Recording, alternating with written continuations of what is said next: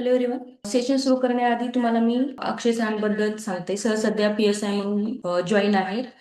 सरांचा experience combined exam मध्ये पण भरपूर आहे. त्याशिवाय त्यांनी राज्यसेवेच्या एक्झाम्स पण दिलेले आहेत. तर आजचं आपलं सेशन आहे क्वेश्चन पेपरचं सॉल्व्हिंग कशा प्रकारे केलं पाहिजे किंवा MCQ जे आहेत ते सोडवताना काय काय प्रॉब्लेम येतात. तर मेजॉरिटी मुलं मला वाटते नवीन असतील किंवा 2-3 वर्षापासून अभ्यास करत असतील. तर आता त्यांचा 2-3 वर्षाचा अभ्यास वगैरे झालाय आणि आता ग्रुप सी ची ऍड पण आलेली आहे. जवळजवळ 5,500 प्लस जागा आहेत त्यामध्ये. तर इम्पॉर्टंट आपण बघूयात काय काय चुका वगैरे होतात.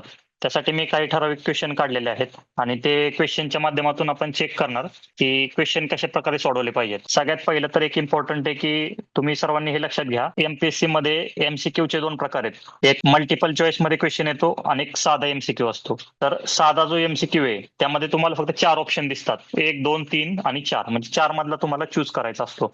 आणि जो मल्टिपल चॉईस MCQ असतो त्यामध्ये 3 किंवा 4 स्टेटमेंट दिलेले असतात, म्हणजे क्वेश्चन विचारलेला असतो त्याच्या खाली ABCD असे 4 स्टेटमेंट दिलेले असतात. ते 4 स्टेटमेंट मधले खाली only A and B, ABC, all of the above किंवा नन ऑफ द अबव्ह अशा प्रकारे ते क्वेश्चन विचारले असतात. तर अशा प्रकारचे 2 प्रकारचे क्वेश्चन आपल्याला फेस करावे लागतात. सर्वात पहिलं तर हे लक्षात घ्या, त्याला म्हणतात मल्टिपल चॉईस क्वेश्चन. आणि जो साधा MCQ आहे त्याच्याबद्दल मी आता सांगितलं, 4 ऑप्शन असतात फक्त. ठीक आहे. तर MCQ चे मी आता सांगितल्याप्रमाणे 2 प्रकार आहेत आणि जे ग्रुप बी आणि सी मध्ये सगळ्यात पहिले लक्षात राहू दे, राज्यसेवा पूर्व परीक्षा आता जो MCQ पॅटर्न मध्ये चालू आहे अजून आणि UPSC असेल तर विषय कसा आहे, त्याला 2 तास का दिलेत कारण त्यामध्ये ना आपल्याला कन्सेप्च्युअल क्लॅरिटी जास्त पाहिजे.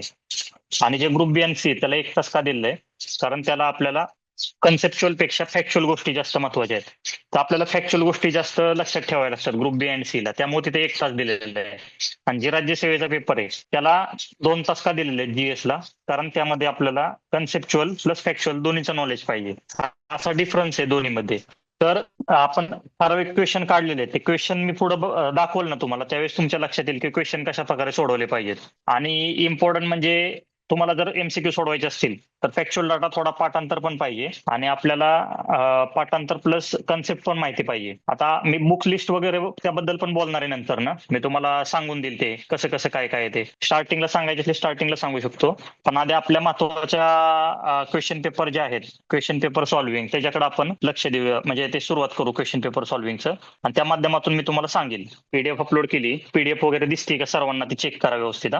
हॅलो सर, तुम्हाला माझा आवाज तेच येतोय पेपर का? आहेत सगळे, आपण 3 पेपर त्यामध्ये बघणार आहे. ठीक आहे, ह्यामध्ये मी तुम्हाला सांगून देईल की काय आहे ते. ओके, तर आपण स्टार्ट करू. सगळ्यात पहिला आता हे आजचाच क्वेश्चन पेपर आहे गडबडचा अराजपत्रित, म्हणजे ग्रुप बी चा पेपर आहे 2025 चा. तर ह्यात बघा पहिला हिस्ट्रीचा क्वेश्चन आहे. बघा आपण प्रार्थना समाजाच्या वतीने ते कोणती सामाजिक कामे केलेली. ह्यात आता आपल्याला माहिती आहे सोशल सर्व्हिस लीग नामजोशी यांनी दिलं. समजा आता पहिला ऑप्शन पहिला आपल्याला माहिती आहे. ठीक आहे. सेकंड दिलंय देश सेवेसाठी चांगले कार्यकर्ते निर्माण करण्याच्या उद्देशाने गोखले यांनी सर्वंट्स ऑफ इंडिया सोसायटी स्थापना केली. समाजाच्या वतीने नाशिक येथे अनाथाश्रम काढले आणि अस्पृश्यांच्या उन्नतीसाठी महर्षी विठ्ठलरामजी शिंदे यांनी डिप्रेस असोसिएशनची स्थापना केली. तर ह्यात आपल्याकडं ह्या अशा क्वेश्चन मध्ये ना, आता बघा ABBC येतो ABD आवाज? असे हे हॅलो? 4 म्हणजे 4 ठिकाणी दिलेले.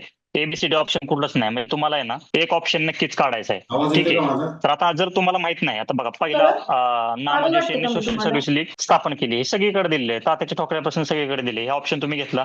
ठीक आहे. A आहे, A आहे, इथं आहे A, इथे B आणि C BCD, म्हणजे A ऑप्शन आलं पाहिजे. म्हणजे 2 आणि 4 जाते. बघा आता पुढचं बघा तुम्ही, ऑडिओ आता A आणि B, आता B डेफिनेटली करेक्ट आलं, बरोबर आहे का? B डेफिनेटली करेक्ट आलं. आता बघा, आता तुमच्याकडे ऑप्शन नाहीये ह्यात AB आणि AB. ओके, आता फक्त AB घ्यायचा का ABD घ्यायचा? आता बघा, अस्पृश्यांच्या उन्नतीसाठी विठ्ठलरामजी शिंदे यांनी डिप्रेस क्लासेस मिशनची स्थापना केली, काय असेल 1906 वगैरे.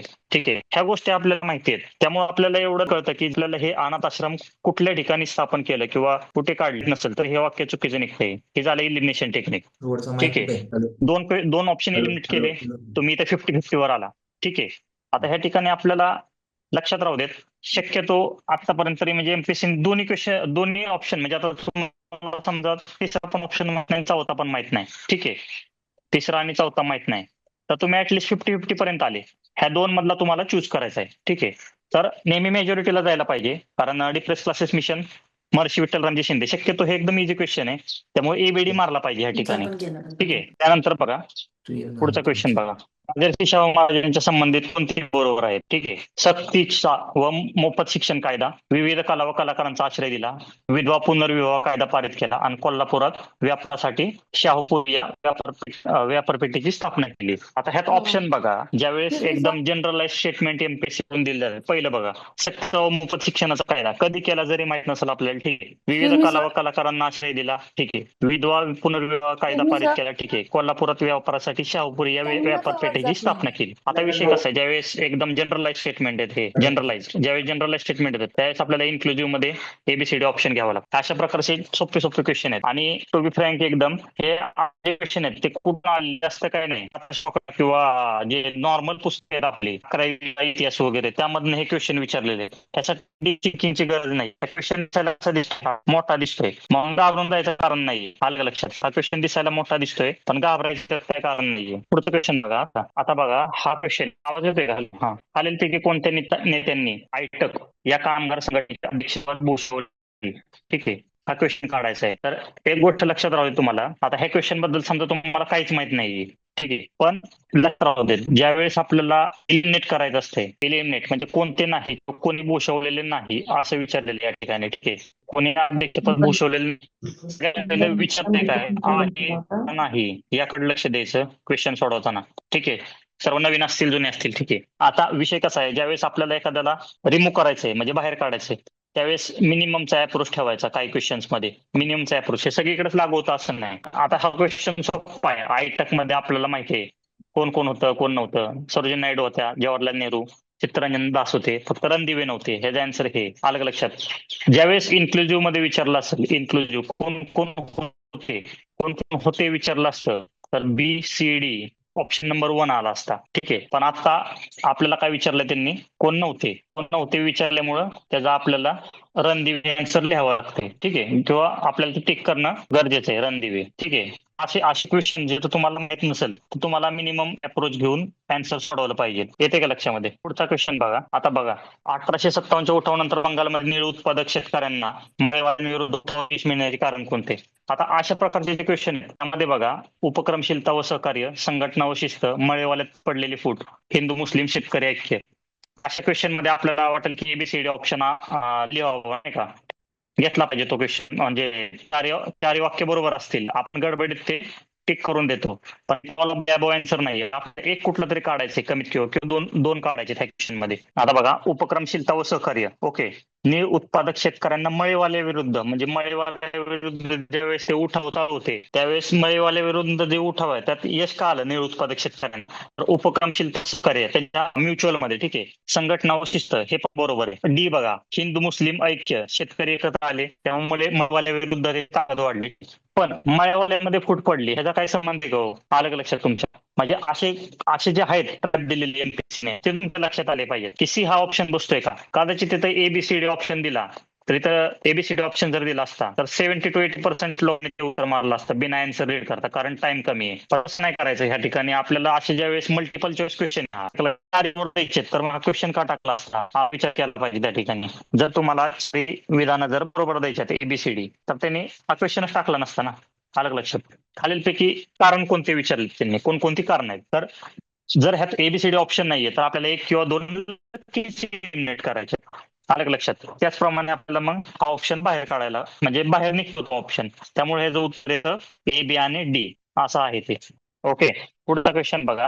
आता हा क्वेश्चन इम्पॉर्टंट आहे बघा. खालीलपैकी कोणती विधाने महाराष्ट्राच्या पर्जन्यबाबत आहेत? आता बघा, महाराष्ट्राच्या पावसाळ्याच्या आरंभी पश्चिमेकडून पूर्वेकडे वायुभार कमी होतो. आता बघा, जर आपल्याला माहित नाही की वायुभार कुठून कुठं कमी होतो, सपोज आपल्याला माहित नाही, ठीक आहे. राज्यातील पर्जन्याचे वितरण नैसर्गिक वनस्पतीच्या वितरणावर अवलंबून असल्याचे आढळते. नैऋत्य मोसमी वारे घाटमाथ्यावरून पूर्वेकडे जातात तेव्हा त्यांची बाष्पधारण क्षमता वाढते. विदर्भामध्ये पश्चिमेकडून पूर्वेकडे पावसाचे प्रमाण वाढत जाते. ज्यावेळेस अशा प्रकारचे क्वेश्चन देते आयोग, कीवर्ड दिले, कीवर्ड बघा, प्रमाण वाढत जाते, इथे कीवर्ड बघा, प्रमाण वाढत जाते, वाढते, अशा प्रकारे दिले, कमी होत जाते. आलं का लक्षात. तर अशा गोष्टींकडे आपल्याला जास्त भर द्यावा लागतो. आता बघा, आपल्याला एक गोष्ट माहिती आहे, ज्यावेळेस विदर्भाकडे जाते पश्चिमेकडून पूर्वेकडे जातो आपण, त्यावेळेस पावसाचं प्रमाण वाढत जाते का कमी होत जाते? आपल्याला माहिती आहे विदर्भामध्ये पाऊस पडतो. जे आग्नेय इकडं आपल्या नैऋत्य मान्सून वारे असतात आणि तिकडून आग्नेय मान्सून वारे असतात, तर त्याकडे जास्त पाऊस पडतो. म्हणजे हे बघा पश्चिमेकडून पूर्वेकडे पावसामान वाढत जाते, बरोबर आहे का? म्हणजे आपल्याला एवढं माहिती आहे की ऑप्शन डी बरोबर आला पाहिजे. ठीक आहे, मग ऑप्शन डी बरोबर असणारे किती ऑप्शन आहेत? एकच ऑप्शन आहे. म्हणजे या ठिकाणी वेळ पण वाचते. ज्यावेळेस तुम्ही चार गोष्टी वाचताय, तुम्हाला समजा पहिले दोन्ही ऑप्शन माहित नाहीत की हे काय आहे, हे काय माहित नाही तुम्हाला, हे काय आहे. ठीक आहे, तर आपल्याला आन्सर निघून जाते, एका ह्याच्यावरून निघून जाते. मग हे मल्टिपल चॉईस क्वेश्चन हा फायदा आहे. इलिमिनेशन टेक्निकमुळे आपल्याला जास्तीत जास्त लवकरात लवकर ऑप्शन बाजूला काढता येतात आणि आपल्याला जे मेन आन्सर आहे रिक्वायर्ड आहे त्याच्यापर्यंत आपण पोहोचू शकतो. ठीक आहे, पुढचा क्वेश्चन बघा आता. ओके, आता बघा हा क्वेश्चन जो आहे ना वॉटरशेड मॅनेजमेंटचा ऍक्च्युली. आता बघा पाणलोट क्षेत्र विकास कार्यक्रमाचे खाली कोणते उद्देश आहेत? भूमी उपाययोजन आणि उत्पादन बघा भूमी उपाययोजन आणि उत्पादनात पर्याप्त वाढ करणे, वाहत्या पाणी नियंत्रित करून भूमी क्षरण थांबवणे म्हणजे इरोजन थांबवणे, गुंतवणूक उत्पादन खर्चात वाढ करणे. आता ह्या ठिकाणी बघा एखादा असेल तर परत त्या ठिकाणी जुना अभ्यास करणार एबीसी ऑप्शन आहे का बघणार, एबीसी तिन्ही मारा आहे. प्रत्येक ठिकाणी इन्क्लुझिव्ह अप्रोच नसतो कधी, आलं लक्षात? ह्या ठिकाणी कन्सेप्ट आणि अभ्यासाची गरज आहे जास्त, आलं लक्षात? आता हे बघा भूमी उपाययोजन आणि उत्पादनात पर्याप्त वाढ करणे म्हणजे आपल्याला प्रोडक्शन वाढवायचे. एकदा चार्ट मध्ये सांगा, पीडीएफ दिसत आहे का? ओके, ठीक आहे. क्वेश्चनचे सॉल्व्हिंगची टेक्निक चालू आहे आपली. ओके, मागच्या परत एकदा रिपीट करतो तुम्हाला. बघा पाणलोट क्षेत्र विकास कार्यक्रम आहे ना, त्यामध्ये बघा आपला हा क्वेश्चन चालला होता. पाणलोट क्षेत्र कार्यक्रम विकास कार्यक्रमाचे खालीलपैकी कोणते उद्देश आहेत? ठीक आहे, एक सेकंद फक्त. आता ह्यात बघा भूमी उपाययोजन आणि उत्पादनात पर्याप्त वाढ करणे म्हणजे काय झालं पाहिजे? प्रोडक्शन वाढलं पाहिजे. वाहत्या पाण्याला नियंत्रित करून भूमीचे क्षरण थांबवणे. आपल्याला काय करायचंय?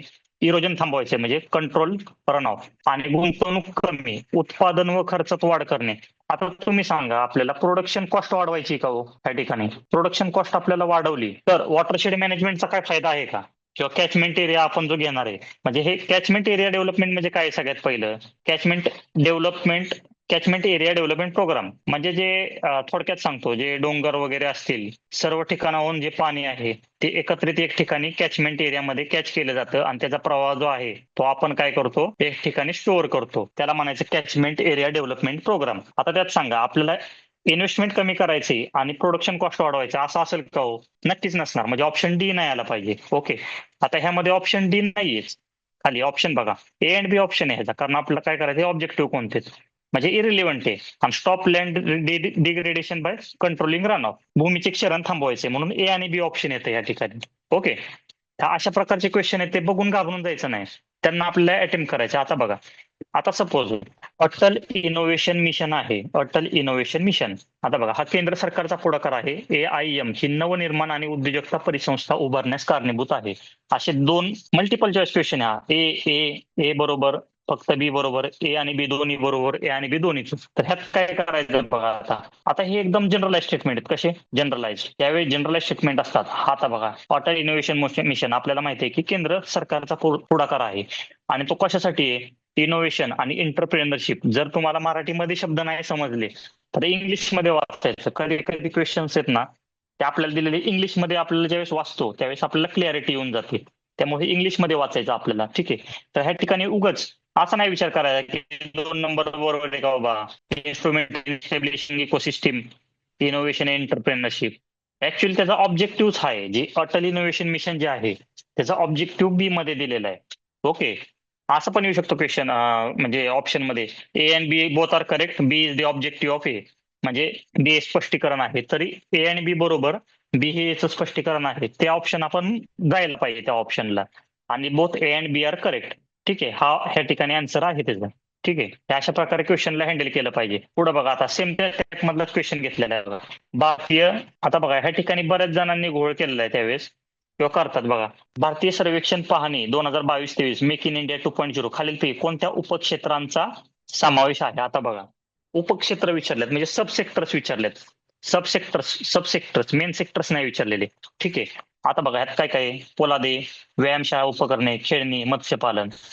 आलं लक्षात? ज्यावेळेस असा इकॉनॉमिक सर्व्हेवर वगैरे क्वेश्चन येतो, असा क्वेश्चन येतो त्यावेळेस विनाकारण क्वेश्चन वरती डाऊट नाही गेला पाहिजे. आलं लक्षात? अशा क्वेश्चन मध्ये आपल्याला एबीसी मारू का, वरीलपैकी सर्व मारू का, एबी मारू, नाही बा खेळणी मत्स्यपालन नसेल, असे विचार शक्यतो करायचे नसतात.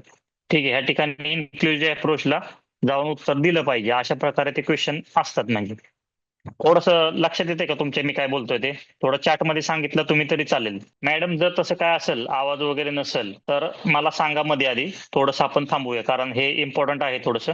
आता पुढच्या सर क्वेश्चन कडे जाऊ तुम्हाला आपण. माझा बघा, आवाज येतोय त्या का? त्या त्या त्या प्रकारचेच क्वेश्चन घेतलेत आणि हे आत्ताचेच आहेत. ठीक आहे. सर तुम्हाला आता माझा बघा, आवाज येतोय का? असे क्वेश्चन आहेत. आता आरबीआयचं मौद्रिक धोरण संख्यात्मक साधने वगैरे विचारलेत. आता दोन आहेत, गुणात्मक आणि संख्यात्मक. आता आपल्याला हे पाठच पाहिजे. आता अशा क्वेश्चनला कधीच आहे ना लॉजिक वगैरे लावायचं नाही. आलं का लक्षात? सगळे क्वेश्चन लॉजिकल नसतात. ठीक आहे. त्यामध्ये आपला अभ्यास पण वापरला पाहिजे ना. आता आपल्याला माहिती आहे संख्यात्मक आहेत आणि गुणात्मक आहेत. गुणात्मक जर असतील, गुणात्मक म्हणजे काय? मोरल सुएशन किंवा डायरेक्टिव्ह देणे आरबीआय कडून, डायरेक्टिव्ह टू बँक, अशा ज्या गोष्टी असतात त्या गुणात्मक आहेत. हे सगळं कोळंबे सरांच्या पुस्तकामध्ये पण दिलेलं आहे आणि प्रत्येक नोट्समध्ये पण आहे. ठीक आहे. असे क्वेश्चन कधी चुकून द्यायचे नाहीत. आपल्याला माहिती आहे क्वांटिटेटिव्ह वेपन्स दिलेत. ठीक आहे. क्वांटिटेटिव्ह वेपन्स असतील तर त्यामध्ये रेपो रेट येतो, रिव्हर्स रेपो रेट येतो, ओपन मार्केट ऑपरेशन्स येतं. ठीक आहे. तर असे जे क्वेश्चन आहेत, हा क्वेश्चन मुद्दामून घेतलाय का? कारण काय काय लोक काय करणार, all of the above answer मारणार. नाही बाबा, सरांनी सांगितले ऑल ऑफ द अबो, मग इन्क्लुजिव्ह ऑपरेट कशाला काय विचार करायचा आहे, ऑल ऑफ द अबो मारा. तसं नाही चालत. ठीक आहे. प्रत्येक ठिकाणी हॅलो तसं नाही. आधी क्वेश्चन वाचायचं, all hello of the above answer कसं येईल याचं? हे दोन हॅलो वेगळे आहेत. सी, बी अँड डी आणि ए अँड सी हे दोन वेगळे आप आहेत. चेक करके ए अँड देखिए सी आप काय प्लीज। सांगतात? हे आप लिंक अपने गुणात्मक मोबाइल साधने से आहेत. ओपन आलं का करके लक्षात? देखिए, वहां पे हे मेरा आवाज गुणात्मक आता साधने है। आहेत. क्रेडिट ऑथरायझेशन स्कीम हे संख्यात्मक साधने आहेत. ठीक आहे. म्हणजे अशा प्रकारे ते क्वेश्चन डील केला पाहिजे आणि हे अभ्यासाने जमतं. हा अभ्यासाचा प्रश्न आहे हा. उगाच म्हणजे अं, हे नाही करायचं की बाबा चला ऑल ऑफ द अबोव घ्या, असं नाही करायचं कधीच. आता बघा, असे क्वेश्चन, अशा प्रकारचे क्वेश्चन आहेत 38 नंबरचा. आता एखाद्याला माहितच नाही, where is China constructing the world's largest hydro power dam, जगातील सर्वात मोठं जलविद्युत धरण कुठे आहे? आता बघा, अशा क्वेश्चन मध्ये आहे ना आयोगाने बघा यारलुंग जांगबे ब्रह्मपुत्रा नदी तिबेट. आता बघा, बऱ्यापैकी जे मोठे मोठे प्रकल्प आहेत ते आपल्याला माहिती आहे नॉर्थ ईस्टला ब्रह्मपुत्रा नदीवर होतात. तर आता बघा, ज्यावेळेस आपण इंग्लिशमध्ये जरी क्वेश्चन बघितला, आता ह्याबद्दल तुम्हाला माहित नाही, पण ह्यामध्ये यारलुंग जांगबो हा ब्रह्मपुत्रा नदीवरती आहे, इथे पण दिलेले आहे बघा. ह्या ऑप्शन बद्दल का विचार केला पाहिजे? एक्झामिनरने काहीतरी थोडंसं एक्सप्लेन केलेलं आहे, काहीतरी ऍडिशनल काहीतरी माहिती दिलेली आहे आपल्याला. ठीक आहे, की ब्रह्मपुत्रा नदीवर हा आहे. ठीक आहे. तर जर समजा तुम्हाला ह्यामध्ये कन्फ्युजन होत असेल किंवा तुम्हाला नक्की माहित नाही की आन्सर कोणता, तर हे ऑप्शन तुम्ही मारलं पाहिजे या ठिकाणी. 50-50 म्हणून का होईना किंवा 100% डाऊट म्हणून का होईना, पण अशा प्रकारे हा क्वेश्चन अटेम्प्ट केला पाहिजे, कारण त्याबद्दल काहीतरी ऍडिशनल इन्फॉर्मेशन सांगितलेली आहे एक्झामिनरने. ठीक आहे. तर अशा प्रकारे हा क्वेश्चन अटेम्प्ट केला पाहिजे. ओके. आता बघा, ह्या अशा प्रकारच्या क्वेश्चन मध्ये दरवर्षी 9 सप्टेंबर रोजी जागतिक संगीत दिन जगभरात मोफत सार्वजनिक संगीत सादरीकरणाला प्रोत्साहन देतो. ओके. जागतिक संगीत दिन 2025 ची थीम आहे हिलिंग थ्रू हार्मोनी आहे. आता बघा, अशा क्वेश्चन मध्ये गडबड नाही करायची अजिबात. आलं लक्षात? हे माहितच पाहिजे, हे पाठांतराचा भाग आहे. जागतिक संगीत दिन जगभरात मोफत सार्वजनिक संगीत सादरीकरणाला प्रोत्साहन देतो. जागतिक संगीत दिन 2025 ची थीम काय? Healing through harmony. ओके. तर ह्या ठिकाणी उगाच लगेच ए एन बी बरोबर असं नसतं ते. जे आपले सिम्प्लिफाईड वगैरे आहेत. ठीक आहे. आता चायना जर बांधणार आहे, बघा चायना जर बांधणार आहे, तर चायना दुसऱ्या देशामध्ये बांधेल का कधी? एवढा आपण विचार केला पाहिजे या ठिकाणी. कोणत्या दुसऱ्या देशामध्ये? कारण बघा, यांगत्से नदी वगैरे युरोप, अमेरिका या ठिकाणच्या नद्या आहेत ह्या. ठीक आहे. त्यामुळे खालचे 3 ऑप्शन जातात बघा. जर चायनाला जर धरण बांधायचं असेल तर एकतर ते त्यांच्या कंट्रीमध्येच बांधेल, बरोबर आहे का? या ठिकाणी तर त्यांच्या कंट्रीमध्ये बांधेल, हा एक त्याच्यावरचा मुद्दा आहे इम्पॉर्टंट. आणि ब्रह्मपुत्रा जी नदी आहे, जी फ्लो करते चायनामधून भारतात येते, ठीक आहे, तर ती खूप मोठी नदी आहे आणि त्याच्यावरती असा प्रकल्प होऊ शकतो. आणि आपल्याला माहिती आहे की सर्वात मोठे जे जलविद्युत प्रकल्प आहेत ते सर्व जे आहेत ते नॉर्थ ईस्ट मध्ये आहेत. बऱ्यापैकी नॉर्थ ईस्ट मध्ये मोठे प्रकल्प आहेत. ओके. तर या ठिकाणी आणखी एक तुम्हाला सांगतो की जर काहीच माहित नसेल तुम्हाला, तर ऍटलिस्ट मोर एक्सप्लेन ऑप्शन आहे का बाबा? आहे. या ठिकाणी यारलुंग जांगबो हा जो प्रकल्प आहे तो ब्रह्मपुत्रा नदीवर आहे, हे असं एक्झामिनरला सांगायचंय. त्यामुळे त्यांनी हा ऑप्शन मोर एक्सप्लेन केलाय. त्यामुळे या ऑप्शनला आपल्याला जायला पाहिजे. या ठिकाणी ऑप्शन नंबर 1 हे उत्तर आहे. ठीक आहे. आता पुढचा क्वेश्चन बघू आपण. बघा, हा क्वेश्चन बघत होतो. 9 सप्टेंबर रोजी जागतिक संगीत दिन जगभरात सार्वजनिक सादरीकरणाला प्रोत्साहन देतो. आता बघा, अशा प्रकारचा क्वेश्चन आहे. आता बघा, जागतिक संगीत दिन 2025 याची थीम हिलिंग थ्रू हार्मोनी अशी आहे. ठीक आहे. तर या ठिकाणी तुम्हाला सांगतो, जे आपले करंटचे बुक्स आहेत त्यामध्ये प्रत्येक ठिकाणी मागे दिलेले बघा, त्यातले इम्पॉर्टंट जे दिनविशेष आहेत ते सर्व आपल्याला बऱ्यापैकी माहिती पाहिजेत किंवा आपल्याला ते पाठ करणं गरजेचं आहे. जर आपण ते पाठ केलं नाही तर अशा प्रकारचे क्वेश्चन्स मग अटेम्प्ट करता येत नाही आपल्याला. एखादा म्हणाला या ठिकाणी ठीक आहे दोन्ही बरोबर लिहू आपण, तसं चालत नाही ते. आलं का लक्षात? आपल्याला त्या ठिकाणी दोन्ही ऑप्शनचा विचार केला पाहिजे. हा मल्टिपल चॉईस मधला क्वेश्चन आहे. आता दोन्ही जर बरोबर आहेत, दोन्ही बरोबर आहेत समजा, तर आपण असा विचार केला की असा विचार केला पाहिजे की हा का टाकलाय बाबा, असा क्वेश्चन का टाकलाय त्यांनी, दोन्ही बरोबर एवढं सहजासहजी देतील का? ह्याचा ऑप्शन ओनली बी आहे ह्या क्वेश्चनचं, ओनली बी. ठीक आहे, म्हणजे मला हा क्वेश्चन का टाकलाय तुम्हाला दाखवायचं आहे की ए and B J Atal innovation mission होता तो क्वेश्चन कसा होता, जनरलाइज होता. मागचा तो क्वेश्चन होता जनरलाइज्ड, आणि हा जो क्वेश्चन आहे यामध्ये रट्टा आहे, थोडक्यात काय पाठांतर आहे. अशा क्वेश्चनला हात घालायचा असेल तर थोडंसं आपल्याला त्याबद्दल माहित पाहिजे. दोन्ही पण बरोबर असं लिहायचं नाही. ठीक आहे, आता पुढचा क्वेश्चन बघा, लॅटेंट हीट ऑफ फ्युजन. आता बऱ्याच जणांचं सायन्स वगैरे थोडंसं एवढं चांगलं नाहीये, किंवा बीए बीकॉमचे जे स्टुडंट आहेत, आर्टचे स्टुडंट आहेत. ठीक आहे, तर आता या ठिकाणी मी मगाशी सांगितलं की बाबा असा क्वेश्चन आहे लॅटेंट हीट म्हणजे काय. आता हे सगळं टेक्निकल जे आहेत, इंजिनिअरिंग वगैरे झालेले मुले असतील किंवा बी फार्मसी असतील, त्यांना ह्या प्रकारचे क्वेश्चन अटेम्प्ट करता येतात. ठीक आहे, तर बघा, the amount of heat required to heat unit mass of substance, the amount of heat required to raise the temperature unit mass of through 1 degree Celsius. आता ही आपल्याला माहिती आहे कॅलोरिफिक व्हॅल्यू, कॅलोरिफिक हीट असे कन्सेप्ट आहेत, त्याचं ही definition आहे 2 नंबरची. पण आता बघा 3 नंबर मध्ये मोर एक्सप्लेन दिसते काहीतरी. आता बघा नन ऑफ द ऑप्शन का नसेल. आता एवढं सगळं दिलंय तर ह्यातलं काहीतरी उत्तर आपल्याला लिहायचंय. ओके, काहीतरी लिहायचंय. आता नन ऑफ द अबोव तुम्ही आन्सर लिहिणार का अशा क्वेश्चनला? नाही, नन ऑफ द अबोव कसं लिहिणार? एवढं 3 दिले म्हणजे ह्यातलं काहीतरी असेलच ना, म्हणजे एक ऑप्शन तर इलिमिनेट झाला. तुम्ही म्हणजे ऍटलिस्ट हे 4 आहेत, हे 4 100% पकडू, त्यातले 33% तर तुम्ही इलिमिनेट केले, किंवा ठीक आहे 25% तुम्ही इलिमिनेट केले, राहिले 75%. त्यातले मोर एक्सप्लेन मध्ये आपण जर गेलं तर आपल्याला ते आन्सर मिळू शकते या ठिकाणी. ठीक आहे, असा प्रकारे आपल्याला फायदा होतो जर तुम्हाला माहित नसेल कन्सेप्ट. आणि मी तुम्हाला इम्पॉर्टंट सांगतो, जे तुम्ही सायन्स वगैरे करत आहात, सायन्सचं प्रिपरेशन जे आहे, सायन्स एकाच पुस्तकातून करा. एकतर बसके सरांचं पुस्तक करा व्यवस्थित. ठीक आहे, त्याला मग आणखी काय करू असं काय करायचं नाही. एकाच पुस्तकातून व्यवस्थित करा, त्यातूनच भरपूर वेळेस वाचा. कारण कसं आहे, रिव्हिजन झाली पाहिजे त्या ठिकाणी. रिव्हिजन इम्पॉर्टंट आहे. ठीक आहे, रिव्हिजन म्हणजे काय, ज्या गोष्टींची तुम्हाला माहिती नाही त्या गोष्टी तुम्ही रिवाइज करणे. तुम्हाला मी रिव्हिजन आणि रिपिटेशन मधल्या नंतर एक फरक सांगतो. आधी आपण क्वेश्चन बघून घेऊ. पण सायन्सची जर तुम्ही विचारली बुक लिस्ट तर बसके सरांचं पुस्तक व्यवस्थित करा. ठीक आहे, एकच सोर्स करा पण तो व्यवस्थित करा. ठीक आहे, आता बघा आणखी तुम्हाला अशा प्रकारचे क्वेश्चन दिसतील. ठीक आहे, की एबीओ रक्तगटाचा शोध डॅश यांनी लावला. आता हा क्वेश्चन मार्क देणारा क्वेश्चन आहे. हा जर क्वेश्चन समजा चुकला तर आपण कॉम्पिटिशन मधून बाहेर आहे. अलग लक्षात, अशा प्रकारचे क्वेश्चन कधी चुकले नाहीत पाहिजे. आता ह्याचं उत्तर आपल्याला माहिती आहे, डिकॅस्लो, स्टर्ली हे त्याच्याशी असोसिएटेडच नाहीयेत ना. ठीक आहे, कार्ल लँडस्टायनर ब्लड ग्रुपशी असोसिएटेड आहेत. अशा प्रकारे हे रिपीट क्वेश्चन आहे. काय रिपीट, जे तुम्हाला सांगायचं होतं रिपीट क्वेश्चन विचारते एमपीएससी, त्याचं हे उदाहरण आहे. ठीक आहे, म्हणजे पाठच करून टाकायचे असे क्वेश्चन. त्याच्यावरती परत जर क्वेश्चन विचारला तर तो आपल्याला पाठ पाहिजे आणि आपल्याला ते माहिती पाहिजे की हे उत्तर आहे, आणि ते पाठांतरच केलं पाहिजे अशा क्वेश्चनचं. ठीक आहे, हे सगळ्या बुक्समध्ये बसके असेल, लुसेंट असेल, स्टेट बोर्ड मध्ये पण हे दिलेलं आहे. ठीक आहे, अशा प्रकारे ह्या क्वेश्चनला आपल्याला अटेम्प्ट करायलाच लागतो. हा सोडून द्यायचा नाही क्वेश्चन. आता बघा मग सांगितलं वर्ल्ड डायबिटीज डे. ठीक आहे, हे सगळे दिनविशेष वगैरे आहेत ना, हे मागं दिलेले आहेत. आपले सिम्प्लिफाईड असेल तर त्यातून ते पाठांतर करून घ्यायचं. ठीक आहे, असा एखादा 2 क्वेश्चन दिनविशेषवर येतातच. दिनविशेषवरती 2 क्वेश्चन फिक्स आहेत आणि ते आपल्याला बऱ्यापैकी ते सुटले पाहिजे. ठीक आहे, आणि हे कधी जमतं, वाचन जास्तीत जास्त वेळ वाचन केलं पाहिजे, त्यावेळेस आपल्याला ते क्वेश्चन सोडवू शकतो आपण. ठीक आहे, आलं लक्षात. आता हे 14 नोव्हेंबरला आपल्याला माहिती आहे राष्ट्रीय बालदिन पण आहे. जागतिक बालदिन कधी हे पण आपल्याला माहित पाहिजे. 14 नोव्हेंबरला डायबिटीज डे, काहीतरी ट्रिक बनवायची आणि त्या गोष्टी लक्षात ठेवायच्या. 7 एप्रिल आपल्याला माहिती आहे हेल्थ डे वगैरे, अशा गोष्टी कराव्या लागतात आपल्याला. ठीक आहे, पाठांतर. आता पुढचा पेपर बघा, गटक सेवा 2025चा. आता ह्यात बघा 11 जानेवारी 2026 झालेला आहे. ठीक आहे, आता हा क्वेश्चन मुद्दामून घेतलेला आहे मी. तुम्हाला जे दाखवायचे ते क्वेश्चन आहेत ना, ते बाजूला का काढलेत की एकदम सोपे विचारलेलं असते. पण असं बघितलं ना आपण, एवढं मोठं काय विचारलंय, यामध्ये भीती वाटते आपल्याला. ठीक आहे, आता बघा बिहारमधील 1915 मध्ये महात्मा गांधी भारतात आल्यानंतर कोणते प्रश्न यशस्वीपणे हाताळले.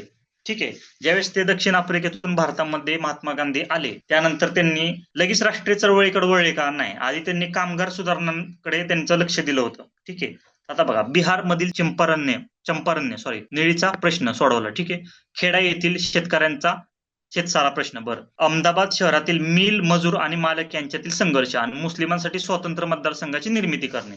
आता तुम्ही मला सांगा, जर महात्मा गांधी कामगार चळवळीशी असोसिएटेड आहेत,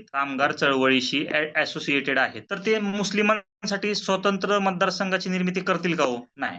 ह्याची तरतूद कुठे आहे? 1909च्या कायद्यामध्ये. ठीक आहे. म्हणजे जो या ठिकाणी एबीसीडी आन्सर लिहिल त्यांनी एमपीएससी क्विट केली तरी चालेल, असं आहे. आलं का लक्षात? हा, अशा प्रकारे ह्या छोट्या छोट्या चुका आपण टाळल्या पाहिजेत. या ठिकाणी हे नाही, हे अभ्यासाचा क्वेश्चन तर आहेच, पण आपल्याला एक बॅकग्राऊंड माहिती पाहिजे की महात्मा गांधींचं आल्या त्यांनी कामगार सुधारणांना त्यांनी जास्तीत जास्त इम्पॉर्टन्स दिलेलं आहे. मग ते मुस्लिमांसाठी स्वतंत्र मतदारसंघाची निर्मिती करतील का? त्यांचा विरोधच होता या गोष्टीसाठी. ठीक आहे, मग ते करणारच नाहीत. मग या ठिकाणी याचं आन्सर काय येते? A, B and C, option number 1 answer यायला पाहिजे. ठीक आहे. आता यानंतर बघा, 3 सप्टेंबर 1942 रोजी तासगाव मामलेदार कचेरीवर मोर्चाचे खालीलपैकी कोणत्या कार्यकर्त्यांनी नेतृत्व केले होते? आता बघा, असे जे क्वेश्चन आहेत, आता ह्यामध्ये तुम्हाला समजा काय माहित नाही, आता केले होते, आता नेतृत्व कोणी कोणी केलं होतं, तर समजा तुम्हाला काय माहिती नाहीये ह्या क्वेश्चन बद्दल. ठीक आहे. आता हे 1942चा तासगाव मामलेदार कचेरी वगैरे असं असं विचारलेलं आहे. ठीक आहे. आता चले जाव चळवळीच्या वेळेसचा आहे हे. ठीक आहे.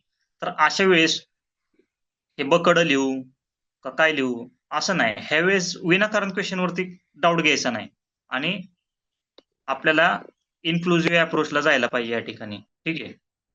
या ठिकाणी घेतलं पाहिजे. मी असं म्हणत नाही की 100% बरोबर आहे, पण तुम्हाला जर अटेम्प्ट करायचं आहे, मी आता जे सांगतोय ते पूर्णपणे म्हणजे लागू होतं असं नाही. हे सगळं कशावरती आहे? अभ्यासावरती आहे. तुमचा अभ्यास किती त्याच्यावरती आहे? अभ्यासावरती आहे. त्यासाठी more and more question papers solve करणे आणि टेस्ट सिरीज त्यावेळेस हे लागतं. ठीक आहे. तर क्वेश्चन वरती डाऊट नाही. जर तर तुम्हाला माहिती नसेल, माहिती असेल, त्याच वेळेस तुम्हाला ते एलिमिनेशन करू शकता. आणि जर तुम्हाला क्वेश्चन मल्टिपल चॉईस मध्ये अटेम्प्ट करायचा आहे, then you should go to inclusive approach. Okay. आता पुढे बघा, एकदम सोपा क्वेश्चन होता हो. थांबा, हे नंतर बघू. क्वेश्चन नंबर 4 बघा आधी. बघा, खालील विधाने वाचून कोणत्या स्त्री सुधारकाच्या कार्याची ओळख होते? आता बघा, शारदा सदन, आर्य महिला. आता हा गटकचा पेपर आहे. ठीक आहे. शारदा सदन आणि आर्य महिला या संस्थेच्या स्त्री उद्धारासाठी कार्यात त्या सक्रिय होत्या. ओके. आता बघा, 1913 मध्ये समाजसेवेच्या कार्यासाठी त्यांना सरकारने कैसरी हिंद पदवीने सन्मान दिला होता. 1894 साली हिंदू लेडीज सोशल क्लबची स्थापना केली. आता बघा, ह्या ठिकाणी आपल्याला एवढं माहिती आहे की रखमाबाई असतील किंवा आनंदीबाई जोशी असतील डॉक्टर, तर त्यांचा या ठिकाणी काही संबंध येत नाही. ओके.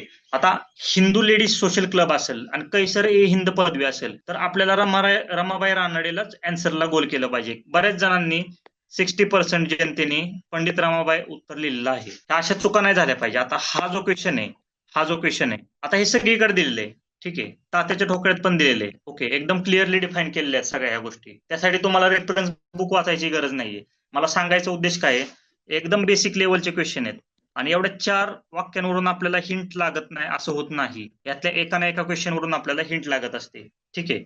मग अशा क्वेश्चन साठी आपल्याला वाचन पाहिजे इतिहासामध्ये. ओके. नेक्स्ट बघा, महाराष्ट्रातील 1857च्या उठावादरम्यान कोणती विधाने बरोबर आहेत?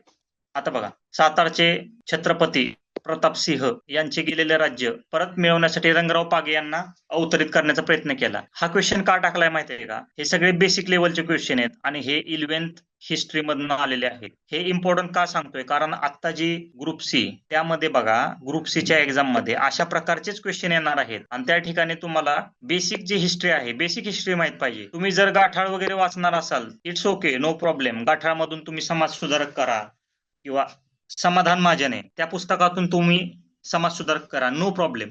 पण आधी बेसिक ज्या गोष्टी आहेत त्या बेसिक गोष्टी आधी तुम्ही पाठांतर करून घ्या. ओके. आता आपल्याला बऱ्यापैकी माहिती आहे की छत्रपती प्रतापसिंह छत्रपती यांनी गेलेले राज्य जे आहे त्यासाठी रंगराव पागे यांना पाठवलं होतं का? आता बघा, त्यांनी पाठवलं होतं रंगो बापूजी गुप्ते. आलं का लक्षात? म्हणजे जर तुम्ही ऑप्शन जर चुकीचा केला, पुढचं बघा, कोल्हापुरात 31 जुलै 1857 रोजी 21व्या व 28व्या तुकडीतील शिपायांनी बंड केले होते. ठीक आहे. आता आपल्याला माहिती आहे, हे वाचनात पण आलेले की रेजिमेंट कितवी होती? 27वी रेजिमेंट होती. 27वी रेजिमेंट. ठीक आहे. म्हणजे ए अँड बी तर जातात. ओके. आता बघा, ए बी गेले, ब पण गेला, मग कड राहतात. ओके. म्हणजे अशा प्रकारे आपण त्या आन्सरापर्यंत जाऊ शकतो. आता बघा, जर तुम्ही पहिले 2 ऑप्शन जर तुम्हाला म्हणजे पहिले अ आणि ब यामध्ये जर तुम्हाला क्लिअरिटी असेल, फक्त अ मध्ये जरी असेल की अ हे चुकीचे आहे, रंगराव पागे यांचा काही संबंध नाही या ठिकाणी, रंगो बापूजी गुप्ते गेले होते. ओके. तरी आपल्याला 2 ऑप्शन इलिमिनेट होतात. ठीक आहे. मग ते क आणि ड डेफिनेटली तुमचं निघून जातं उत्तर. ओके. कारण ब चुकीचं आहे. आलं लक्षात. अशा प्रकारे तुम्हाला क्वेश्चनसाठी अप्रोच ठेवला पाहिजे. आता बघा एकदम बेसिक क्वेश्चन आहे हा. खालीलपैकी कोणत्या वृत्तपत्राच्या आणि साहित्याशी लाला लजपत राय यांचा संबंध नाही? आता बघा. ओके. तर बघा पंजाबी हे वृत्तपत्र आपण सगळ्यांनी वाचलेलं आहे. पंजाबी हे वृत्तपत्र असू शकतं त्यांच्याशी संबंधित. ठीक आहे. आता बघा यंग इंडिया, त्यांनी यंग इंडिया या ग्रंथाचे लेखन केले. आता यंग इंडिया कुणाचं आहे आपल्याला माहिती आहे, महात्मा गांधी. म्हणजे बी ऑप्शन कट होतो या ठिकाणी. ठीक आहे. त्यांचा संबंध नाही ना, म्हणजे ब ऑप्शनशी संबंध नाहीये त्यांचा. ओके. अ तर आपलं विधान बरोबर आहे. मग डेफिनेटली केवळ ब बाहेर निघते बघा. म्हणजे तुम्ही इलिमिनेशन करू शकता त्याला. ओके. मग ह्या क्वेश्चनचा आन्सर काय येते? फक्त ब. पुढचं बघा. वंदे मातरम या वृत्तपत्रातून पॅसिव्ह रेजिस्टंट थेअरी हा सिद्धांत मांडला. ठीक आहे. हे बरोबर आहे. पॉलिटिकल फ्युचर ऑफ इंडिया या ग्रंथाचे त्यांनी लेखन केले. म्हणजे या ठिकाणी बघा तुम्हाला जरी या दोन्ही बद्दल माहित नसेल पण तुम्हाला डेफिनेटली माहिती आहे हे वाक्य चुकीचं आहे. मग वाट बघायचीच नाही ना, बाकीचे क आणि ड वाचायची गरज नाही तुम्हाला. मग तुमचा वेळ पण वाचणार आहे या ठिकाणी. ओके. हे खूप इम्पॉर्टंट आहे. यानंतर बघा आता 1919च्या कायद्यातील त्रुटीची चौकशी करण्यासाठी कोणती कमिटी नियुक्त केली होती? आता बघा एक नजर जरी फिरवली ना आपण क्वेश्चन पेपर सोडवताना तरी आपल्याला समजते. फक्त नजर फिरवली तरी. Muddiman, Simon, Lord Macaulay committee, Hunter. अहो हंटर कधी होतं? हंटर कमिशन हे 1834, 1854, मॅकॉलेचा झिरपते सिद्धांत वगैरे ह्या सगळ्या गोष्टी ह्या 19व्या शतकातल्या आहेत बिफोर. ओके. आणि म्हणजे क आणि ड तरी इलिमिनेट होते बघा. क आणि ड इलिमिनेट होते. ओके. अ आणि ब. मग ह्याच्यावरनं सायमन कमिशनला करतील का हो सायमन कमिटी? नाही. म्हणजे मुडीमन कमिटी फक्त राहते बघा. अशा प्रकारे इलिमिनेशन टेक्निक आपल्याला वापरावं लागते. ओके. या ठिकाणी पण बसते बघा. म्हणजे थोडा अभ्यास पण पाहिजे तुमचा आणि आपली प्रेझेन्स ऑफ माइंड पण पाहिजे क्वेश्चन पेपर सोडवताना. अशा प्रकारे आपण सोडवू शकतो. पुढचा क्वेश्चन बघा. खालीलपैकी कोणते विधाने चुकीचे आहेत? ओके. आता इथं काय विचारले? चुकीचे विचारले. ओके. चुकीचे विचारले. उत्तराखंड, उत्तर प्रदेश, बिहार, पश्चिम बंगाल, मणिपूर हे भारतातील राज्ये नेपाळी सीमेला लागून आहेत. ओके. सर्वात इम्पॉर्टंट लक्षात राहू दे तुमच्या इंडिया मॅप आणि महाराष्ट्र मॅप. महाराष्ट्र मॅप मध्ये तुम्हाला जिल्हे माहित पाहिजेत. कोणकोणते जिल्हे कुठे आहेत काय आहेत. ओके. बघा नेपाळ हा एक भूपरिवेष्टित देश आहे जो चीन आणि भारत या दोन महाकाव्य देशांशी वसलेला आहे. ओके. त्यानंतर तिसरं बघा भूतान हा देश नेपाळ या देशाच्या शेजारी आहे. ओके. आता अशा आहेत बघा कोणती विधान चुकीची आहेत. आता तुम्ही सांगा मला यामध्ये एबीसी ऑप्शन आहे का? नाहीये. ओके. ज्यावेळेस मी तुम्हाला सांगितले की ज्यावेळेस तुम्हाला बाहेर काढायचे त्यावेळेस सगळं पहिलं जर तुम्हाला काहीच माहित नाही तर ऍटलिस्ट मिनिमम अप्रोचला तुम्ही गेलं पाहिजे. ओके. म्हणजे प्रत्येक वेळेस हे बरोबरच असेल असं नाहीये पण ऍटलिस्ट तुम्हाला माहिती आहे की नेपाळ हा एक काय आहे? नेपाळला समुद्र किनारा आहे का हो? नेपाळला समुद्र किनारा नाहीये. ठीक आहे. पण चीन आणि भारताच्या मध्ये दोन्हीच्या मध्ये हा वसलेला आहे. ओके. मग भूतान हा देश म्हणजे बघा बी ऑप्शन हा जो आहे बी ऑप्शन तो बरोबर येतो या ठिकाणी. ओके. आणि भूतान हा देश नेपाळ या देशाच्या शेजारी आहे हे वाक्य चुकीचं येते कारण भूतान हा शेजारी नाहीये नेपाळच्या. ओके. अशा प्रकारे इलिमिनेशन केलं पाहिजे. मग ऑप्शन क येते. आणि आपल्याला एवढं तर माहिती आहे की इंडिया मॅप मध्ये उत्तराखंड असेल उत्तर प्रदेश असेल जे नॉर्थ कडची राज्य आहेत नॉर्थ कडची राज्य ती बऱ्यापैकी नेपाळची जी सीमा आहे नेपाळच्या सीमेला लागू आहे. मग यामध्ये आता अशा प्रकारचा जर क्वेश्चन आला असेल तर तुम्हाला माहिती पाहिजे की भारताला ज्या ज्या कंट्रीज ज्या ज्या देशांची सीमा लागलेली आहे त्यांच्या तुम्हाला काय माहित पाहिजे लांबी किती आहे किती किलोमीटर्स मध्ये आहे. ओके. नेपाळ असेल म्यानमार असेल चायना असेल पाकिस्तान असेल म्हणजे ती ट्रिक आहे ना बचपन वगैरे अशा प्रकारच्या ट्रिक्स या ठिकाणी उपयोगी येतात. ओके. 1755 काहीतरी 1740च्या आसपास आहे काही समथिंग असेल ती. ओके. पुढचा क्वेश्चन बघा आता दारिद्र्य रेषेच्या व्याख्यांचे स्पष्टीकरण कोणत्या समितीने केले? ओके. आता हा क्वेश्चन एकदम इझी आहे पण एवढं लक्षात राहू दे तुमच्या की दारिद्र्य रेषा विचारली. ओके. म्हणजे आपल्याला तेंडुलकर समिती वगैरे सर्वात पहिल्यांदा दिसलं पाहिजे. ओके. आता बघा मल्होत्रा समिती विजय केलकर समिती मल्होत्रा समिती जी आहे ती विमा वगैरे त्याशी संदर्भात आहे म्हणजे अभ्यासानेच आपल्याला समजतं म्हणजे ड ऑप्शन गेला. ओके. विजय केलकर समिती येत नाही. रंगराजन कमिटी जी आहे त्यांनी पण काहीतरी दारिद्र्याचे आकडे दिलेले आहेत. ओके. आणि तेंडुलकर समिती एकदम फेमस. ओके. म्हणजे हे दोन ए अँड बी ऑप्शन आहे. तर इकॉनॉमिक जे आहे तुम्हाला मी व्यवस्थित सांगतो जी 25 ऑक्टोबरला जी एक्झाम होणार आहे गट क ची. ओके. त्या गट क च्या एक्झाम साठी कोळंबे सरांचं पुस्तक जरी व्यवस्थित केलं तुम्ही तरी तुम्हाला काही जास्त अडचण येणार नाही. कोळंबे सरांच्या जरी पुस्तकातून व्यवस्थित इकॉनॉमिक्स केला तरी तुमचे बऱ्यापैकी क्वेश्चन्स मी म्हणत नाही, पण 80% क्वेश्चन्स तरी तुम्ही सॉल्व्ह करू शकता. ओके, आणि त्याला जोड द्या तुमचे PYQ असतील किंवा टेस्ट सिरीज असतील, त्यातून क्लिअर करून घ्या, कारण एवढे इझी क्वेश्चन विचारतात की ते सुटून जातात. ओके, नेक्स्ट बघा, भारताच्या औद्योगिक धोरणाबाबत पुढीलपैकी कोणते विधान चुकीचे आहे. ओके, आता बघा चुकीचं विधान विचारले. सगळ्यात पहिलं क्वेश्चन मध्ये बघायचं बरोबर विचारलंय का चुकीचं विचारलंय. ओके, यामध्ये त्यांनी काय विचारलंय, चुकीचे विधान विचारले. तर यात बघा 1948च्या औद्योगिक धोरणाने भारतासाठी मिश्र अर्थव्यवस्थेच्या स्थापनेची उद्दिष्ट स्पष्ट केले. ओके, त्यावेळेस केले होते त्यांनी. 1948च्या औद्योगिक धोरणापेक्षा 1956च्या औद्योगिक धोरणाने सार्वजनिक क्षेत्रातील उद्योगांना व त्यांच्या विकासाला अधिक महत्व दिल्याचे दिसून येते. ओके, आता हे कसं स्टेटमेंट आहे, जनरलाइज स्टेटमेंट आहे, जनरलाइज्ड. ओके, ज्यावेळेस जनरलाइज स्टेटमेंट असते त्याला स्वतःहून रॉंग करायचं नाही विनाकारण, की बाबा हे केलं असेल का, असं झालं असेल का, नाही मग हे असं झालं नसेल, असं नाही करायचं. ठीक आहे, आता बघा आपल्याला माहिती आहे 1991च्या धोरणानंतर सार्वजनिक क्षेत्रासाठी फक्त 17 उद्योग राखून ठेवले. आता तुम्हाला एक सांगतो, ज्यावेळेस 1991ची LPG रिफॉर्म्स आले, त्यानंतर आपण सार्वजनिक क्षेत्राचा जो हिस्सा आहे किंवा त्यांची डॉमिनन्सी ती आपण कमी केली होती, त्यांची कमी केली होती. ओके, आणि आपण 2च उद्योग ठेवले होते. कोणकोणते, ॲटॉमिक एनर्जी म्हणजे अणुऊर्जा असेल आणि रेल्वे असेल, एवढे 2 उद्योग ठेवले होते. इथं काय लिहिले 17. एवढे उद्योग ठेवले असतील का हो, नाही. मग बघा तुम्ही विचार करा याच्यावरती. असे जे क्वेश्चन आहेत या ठिकाणी काहींनी जर उत्तर लिहिलं वरीलपैकी सर्व, तर चालेल का हो तसं, चालेल का तसं, जर वरीलपैकी सर्व उत्तरले तर नाही. म्हणजे याचा ऑप्शन काय, only A and B. This is wrong. A and B कुठं पण A and B घेऊन जायचं नाही. तिन्ही ऑप्शन व्यवस्थित वाचले पाहिजेत.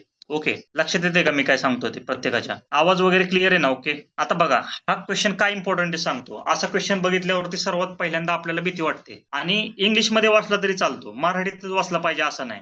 आता हा क्वेश्चन तुम्हाला इंग्लिशमध्ये वाचून दाखवतो. जरी कंबाईन करणारे विद्यार्थी असतील, गट क वाले, गट ब वाले, ओके, यात काय लय मोठी दुमत नाही वाटून घ्यायची किंवा कमीपणा नाहीये. आपण इंग्लिश वाचलं तरी चालतं, काय अडचण नाहीये. इंग्लिशमध्ये वाचा, मराठीत वाचा, नसेल समजत तर इंग्लिशमध्ये वाचा. आता बघा त्यांनी काय म्हणले, प्रधानमंत्री जनधन योजना जी आहे ती 14/8/2018 आहे. त्यामध्ये कोणकोणत्या सुधारणा केलेल्या आहेत. ओके, सुधारणा कोणकोणत्या केल्यात होते. आता बघा, आता अशा क्वेश्चन मध्ये, एक मिनिट, अशा क्वेश्चन मध्ये बघा ओव्हरड्राफ्ट जे आहे, ओव्हरड्राफ्ट कर्ज वगैरे असतील त्याची मर्यादा बघा. पहिला ऑप्शन काय, ओव्हरड्राफ्ट मर्यादा वाढवली. दुसरा ऑप्शन ओव्हरड्राफ्ट मर्यादा कमी केली. तिसरी ओव्हरड्राफ्ट मर्यादा वाढवली. चौथी ओव्हरड्राफ्ट मर्यादा वाढवली. आता तुम्ही मला सांगा, ओव्हरड्राफ्ट जे आहे कर्ज वगैरे त्याची मुदत मर्यादा कमी करतील का हो, सरकार तसं करेल का, नाही करणार. एवढं एक जरी आपल्याला माहित नसेल तर एक लॉजिक कशा प्रकारे लावायचं ते सांगतो तुम्हाला. म्हणजे ऑप्शन 2 जातो का, मर्यादा का कमी करेल गव्हर्नमेंट, बरोबर आहे का. त्याच्या पुढचं बघा, ह्याचे 3 भाग पडतात. हा पहिला भाग झाला. ओके, म्हणजे दुसरा ऑप्शन गेला. आता बघा, विमा संरक्षण कमी केले, विमा संरक्षण वाढवले, विमा संरक्षण वाढवले, विमा संरक्षण अपरिवर्तित ठेवले, म्हणजे अनचेंज. आता बघा, सरकार विमा संरक्षण कमी का करेल हो, विमा संरक्षण कमी करेल का सरकार, नाही. म्हणजे पहिला ऑप्शन पण कट होतो. बघा पुढचा बघा, विमा संरक्षण वाढवले, हा हे होऊ शकते, पण 2 नंबर ऑप्शन ऑलरेडी गेलाय. ठीक आहे, कारण इथं ओव्हरड्राफ्ट मर्यादा कमी नाही केलेली. आता बघा ऑप्शन 3 काय येते ह्याचं उत्तर, कारण विमा संरक्षण वाढवले, इथं अनचेंज ठेवले, वाढवू शकतं किंवा कमी, म्हणजे ठीक आहे 3 किंवा 4 मधलं एक उत्तर येईल तुमचं. ठीक आहे, पण पुढचा ऑप्शन बघा, ह्याचा तिसरा भाग बघा क्वेश्चनचा, वयोमर्यादा अपरिवर्तित ठेवली. पहिला तर ऑप्शन गेला, दुसरा गेलाय. 3 आणि 4 मध्ये बघा, वयोमर्यादा वाढवली आणि अटी जोडल्या. आता तुम्ही मला सांगा, गव्हर्नमेंट जे आहे एखादी स्कीम लॉन्च करते तर अटी वाढवेल का अटी शिथिल करेल, तुम्ही सांगा मला. अटी जोडणार आहे का, नाही. म्हणजे ऑप्शन 3 येतो ह्याचा, 4 नंबरचं कट होतं. हा क्वेश्चन का दाखवला तुम्हाला मी, कारण त्यावरून तुम्हाला समजून जातं, जरी माहित नसलं तरी कशा प्रकारे तुम्ही सोडू शकता. ओके, हा क्वेश्चन इम्पॉर्टंट बघा, हा क्वेश्चन इम्पॉर्टंट बघा काय, हा सायन्सचा क्वेश्चन आहे आणि हे पुस्तकातच भेटलं पाहिजे असं काय नसते. पुस्तकाचा ह्याचा कधी काही संबंध नसतोय, कधी असतोय. ठीक आहे, तरी पण आपल्याला हे क्वेश्चन सोडवावे लागतात. अशा प्रकारचे क्वेश्चन अटेम्प्ट झाले पाहिजेत. ठीक आहे, मी अटेम्प्ट बद्दल बोलीन नंतर तुमच्या सगळ्यांना. ठीक आहे, बघा आता थोडंसं हे झालं. हा ठीक आहे, आता बघा, ऑस्ट्रेलियन टास्मानियाच्या गवताळ मैदानात आढळतो कोण, कांगारू हा पिशवी असलेला सस्तन प्राणी आहे.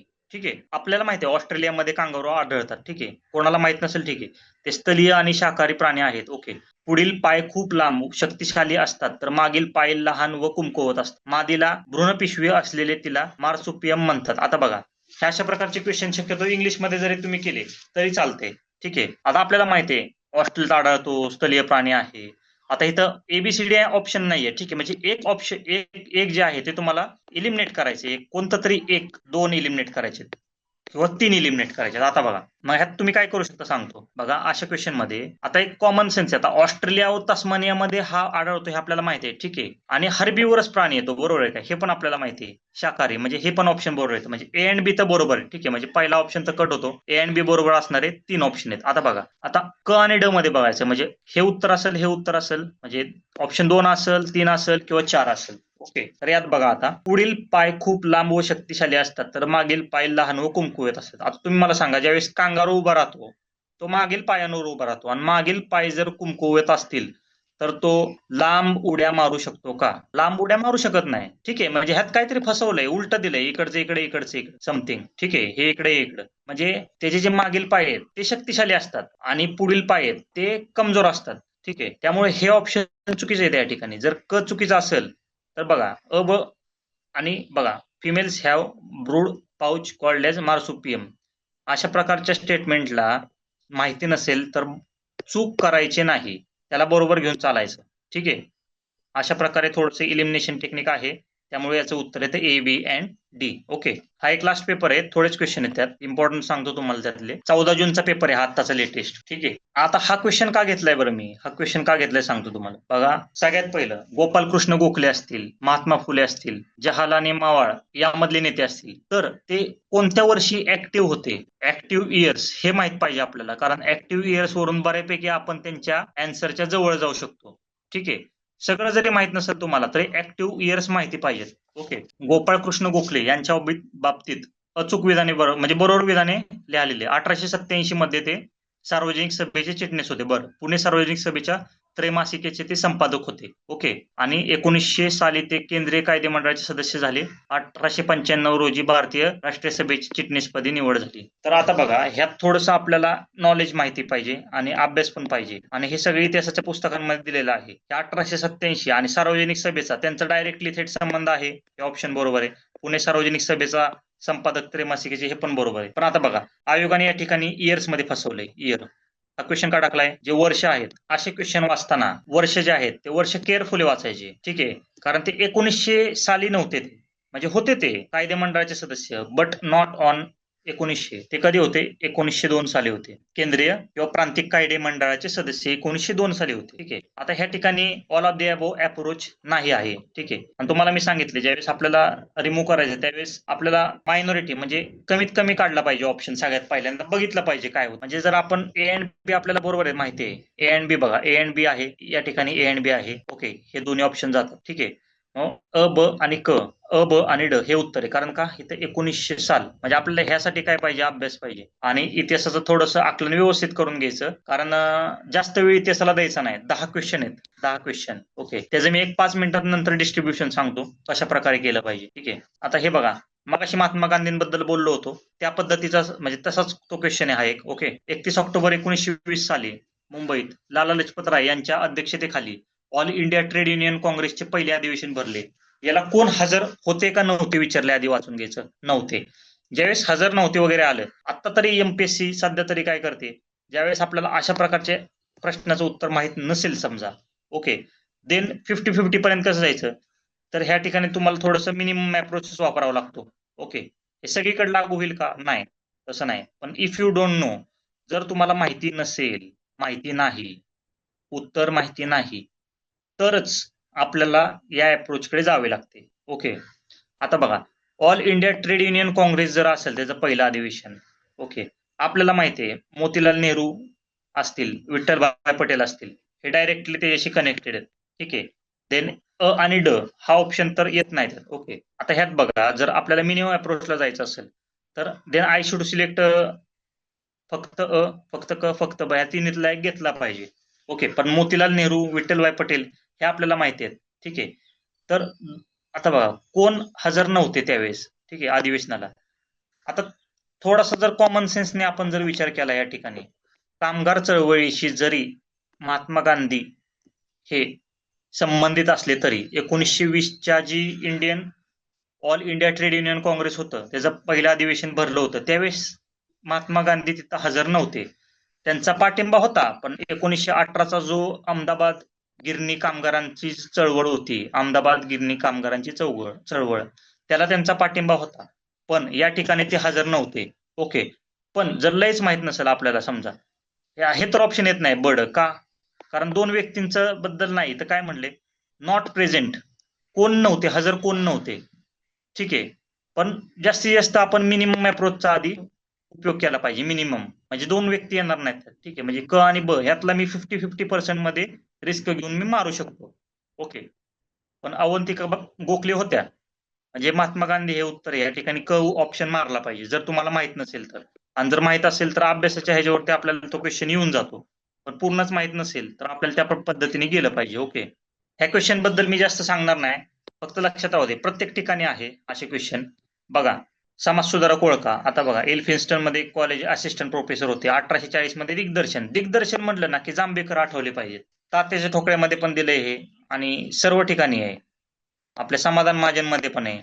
मग असे जे क्वेश्चन आहेत ना ते मार्क देणार आहेत. या ठिकाणी 1 मार्क तुमचा गेला नाही पाहिजे. ओके. लक्षात राहू देत हे क्वेश्चन. असे क्वेश्चन बघा तुम्हाला सांगतो. 1916 मध्ये महर्षी धोंडो केशव कर्वे यांचा महिला विद्यापीठात स्थापनेमागील उद्देश कोणता होता? आता बघा, स्त्रियांना उच्च शिक्षण देणे असणारच आहे, स्त्रियांना गायन कलेचे शिक्षण देणे, स्त्रियांना स्वावलंबी बनवणे. अशा क्वेश्चन मध्ये मी तुम्हाला सांगितले, असा विचार नाही करायचा मग गायन कला असेल का हो, गायन कला वाचला नाही, गायन कला असेल का हो, हे नसेल मग मी ए अँड सी उत्तर लिहायचो. विनाकारण क्वेश्चन वरती डाऊट घ्यायचा नाही. जर तुम्हाला एक्झॅक्ट माहिती आहे की गायन कला नव्हती, त्याच वेळेस तुम्हाला ह्याला इलिमिनेट करावं लागेल. अदरवाईज याचं उत्तर एबीसी लिहावं लागते. आणि आन्सर आयोगाचं एबीसीच आहे, अ आणि क का नाही. हे जनरलाइज स्टेटमेंट आहे. What is this? Generalise statement आहे. जनरलाइज स्टेटमेंट जर असेल then don't eliminate it. Okay. थोडस या पद्धतीने विचार केला पाहिजे. ठीक आहे. आता ह्यात बघा, आपल्याला हा क्वेश्चन जो आहे तो आपल्याला काय दाखवतोय? हा क्वेश्चन विरुद्ध स्टेटमेंट दाखवतो. विरुद्ध स्टेटमेंट दाखवतो. बघा, वसाहतवादामुळे भारतात खालीलपैकी कोणते परिवर्तन घडून आले? आता बघा, राष्ट्रवादाची भावना वाढीस लागली. ओके. मध्ययुगीन राजवटीचा शेवट झाला. ओके. भारतात नागरीकरणाचा वेग वाढला. ओके. देशी उद्योगात वाढ झाली. आता बघा, वसाहतवाद म्हणजे काय? कोलोनिझम, म्हणजे इंग्रजांनी जे राज्य केलं त्या पद्धतीने कोलोनिझम, म्हणजे बाहेरच्या लोकांचा आपल्या देशावरती राज्य चालू झालं. ओके. आता तुम्ही मला सांगा, यात राष्ट्रवादाची भावना वगैरे उदयास येईल, आपल्याला स्वातंत्र्य पाहिजे होतं वगैरे, ह्या गोष्टी नंतर चालू झाल्या. पण देशी उद्योगात बघा, देशी उद्योगात धंद्यात वाढ झाली का त्याचा ऱ्हास झाला हो? ऱ्हास झाला. ओके. मग या ठिकाणी एबीसी ऑप्शन येणार. बघा, हे विरुद्ध स्टेटमेंट आहे. ओके. हे विरोधाभास घडवून आणते आणि ते लगेच आपल्याला कळतंय. ओके. हा क्वेश्चन रिपीट आहे. देशी उद्योग धंद्यांचा ऱ्हास झाला अशा प्रकारचं स्टेटमेंट देऊन आयोगाने एकदा हा क्वेश्चन विचारलेला आहे. ओके. अशा प्रकारे या क्वेश्चनला टॅकल करायचं आहे. ठीक आहे. आता बघा, एकदम इझी क्वेश्चन आहे हे. हिस्ट्रीचे क्वेश्चन जास्त का घेतलेत? मुलांना हिस्ट्रीला प्रॉब्लेम येतो. मी तुम्हाला सांगेल पॉलिटीचं वगैरे 1-2 मिनिटं हे आपले होत आले. ठीक आहे. हा क्वेश्चन बघा, हा एक क्वेश्चन आहे.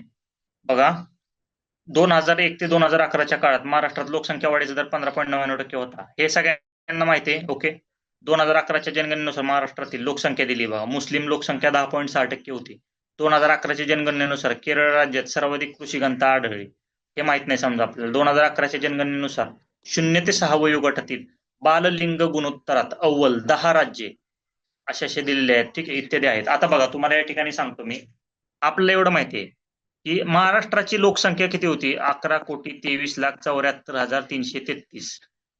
ओके. जर तुम्हाला हे माहिती असेल आणि जर बी ऑप्शन जर चुकीचा असेल बी, तर ब जर गेलं तर बघा डायरेक्टली तुमचं आन्सर निघतंय. खालचे स्टेटमेंट वाचायची गरज आहे का तुम्ही सांगा? जे तुम्ही म्हणता ना पेपरमध्ये टाइम पुरला नाही, टाइम कन्झ्युमिंग पेपर होता. टाइम कन्झ्युमिंग पेपर नाहीये. टाइम आपण घालवलाय क आणि ड वाचण्यात. ओके. हे दोन वाचायची गरजच नाही. जर ब स्टेटमेंट जर एलिमिनेट झालेलं आहे, इलिमिनेशनची टेक्निक वापरा. इलिमिनेशन. ओके. जास्तीत जास्त इलिमिनेशन करायचा प्रयत्न करायचा आणि हे क्वेश्चन सोडवायचे. ठीक आहे. हा पण बघा एकदम कॉमन सेन्सचा क्वेश्चन आहे. एकदम कॉमन सेन्सचा क्वेश्चन आहे. खालीलपैकी कोणती जोडी अर्बन अग्लोमेशन, म्हणजे जे दोन आपण शहर कनेक्ट करतो, 2 मेट्रोपॉलिटन सिटीज किंवा 2 सिटी ज्यावेळेस कनेक्ट करतो आपण, शहरी एकत्रीकरण, त्या संकल्पना आहेत. हा क्वेश्चन बऱ्याच जणांनी चुकवलेला आहे. ओके. आता शहरी एकत्रीकरण म्हणलेलं आहे, आता आपलं कॉमन सेन्स आहे. चंद्रपूर वगैरे त्या ठिकाणी काय आहे, रुरल एरिया जास्त आहे. ओके. नाशिक असेल त्यामुळे ते पण रुरल एरिया आहे. सांगलीमध्ये पण रुरल एरिया आहे. पण मुंबई, नवी मुंबई जी आहे ही कनेक्टिंग लिंक जी आहे ही सध्या फोकसमध्ये आहे. ओके. त्यामुळे हा क्वेश्चन विचारलेला आहे. ठीक आहे. आता नवी मुंबईमध्ये पण एअरपोर्ट झालाय, त्याबद्दल पण आपल्याला माहिती पाहिजे. ठीक आहे. म्हणजे ऑब्व्हियसली मोर करेक्ट ऑप्शन कोणता आहे हे सुद्धा आपण बघितलं पाहिजे. ठीक आहे. कारण मुंबई, नवी मुंबई म्हणले की त्या शब्दामध्ये वजन आहे. ओके. आणि तुम्ही बाकीचे हे क्वेश्चन इथे इलिमिनेटच करायला पाहिजे. कारण ठाणे आणि नाशिक हे जर असतील तर या ठिकाणी घाट आहे. ते घाट कोणते बघून घ्या. ठीक आहे. नागपूर, चंद्रपूर. ठीक आहे. आता ह्यांचं कनेक्टिंगच नाहीये ना. नागपूर कुठे आहे, वरच्या बाजूला आहे. चंद्रपूर कुठे आहे, खालच्या बाजूला आहे. म्हणजे ऑप्शन 4 जातो. अशा प्रकारे पेपरमध्ये विचार केला पाहिजे. आलं का लक्षात? सातारा, सांगलीमध्ये आहे का तसं काय नाही. जास्तीत जास्त कनेक्टिंग मुंबई आणि नवी मुंबई आहे. अशा प्रकारे तुम्हाला विचार केला पाहिजे. ओके. हा एक क्वेश्चन बघा. महेंद्र देव आणि सी रवी यांनी दारिद्र्य रेषेखालील लोकसंख्येची गणना डॅश या खर्चाच्या आधारे करण्याचा प्रयत्न केला. आता मी तुम्हाला मगाशी सांगितलेलं आहे बघा, ऐका. ज्यावेळेस अशा प्रकारे क्वेश्चन आता हा भरपूर वेळेस रिपीट आहे. ज्यावेळेस सुरेश तेंडुलकर समिती आहे, सुरेश तेंडुलकर, त्याच्यावरती आतापर्यंत 1000 वेळेस तरी क्वेश्चन विचारलाय. भरपूर वेळेस क्वेश्चन विचारलेला आहे. भरपूर वेळेस राज्यसेवा एमपीएससीने तोच क्वेश्चन विचारलेला आहे. आता बघा, कपडे, आरोग्य, उपभोग, ऊर्जा उपभोग आणि शिक्षण. आता तुम्हाला माहिती आहे दारिद्र्याच्या टोपलीमध्ये, दारिद्र्याची जी टोपली आहे, टोपली त्यामध्ये सुरेश तेंडुलकर यांनी काय सांगितलं होतं की आरोग्य आणि शिक्षण हे 2 ऍड करा. ठीक आहे. आणि जर हा ऑप्शन इथं अ आणि क असेल तर बाकीच्या ऑप्शन मध्ये अ, ब, क, ब, ड, ब, क, ड. हा जो महेंद्र देव आणि सी रवी आहेत त्यांनी जे केलंय, हा क्वेश्चन फक्त फिरवून विचारलेला, हा तुमचा टाइम घालवण्यासाठी हा क्वेश्चन विचारलेला आहे. ठीक आहे. अशा क्वेश्चन मध्ये वेळ नाही घालवायचा. ठीक आहे. थोडंसं लॉजिक वापरायचं. ह्याचं उत्तर काय आहे, आरोग्य आणि शिक्षण ह्या 2 दारिद्र्याच्या टोपलीमध्ये ऍड करण्याची शिफारस त्यांनी केली होती. ठीक आहे. अशा प्रकारे क्वेश्चन सोडवले पाहिजेत. हा एक क्वेश्चन बघा आता. राष्ट्रीय उत्पन्न ही एक साठा संकल्पना आहे. स्थूल राष्ट्रीय उत्पन्नातून घसारा वजा केल्यास जी राष्ट्रीय उत्पन्नाची रक्कम मिळते तिला निव्वळ राष्ट्रीय उत्पन्न असे म्हणतात. राष्ट्रीय उत्पन्नाचे मोजमाप करताना वस्तू व सेवांच्या उत्पादनाचे दुहेरी मोजमाप टाळले जाते. ओके. आता हा क्वेश्चन जो आहे यामध्ये बघा, सगळ्यात पहिलं जे आहे, राष्ट्रीय उत्पन्न एक साठा संकल्पना आहे. साठा आहे का हो? नाही. ही काय आहे, प्रवाह आहे. It is flow concept. Okay.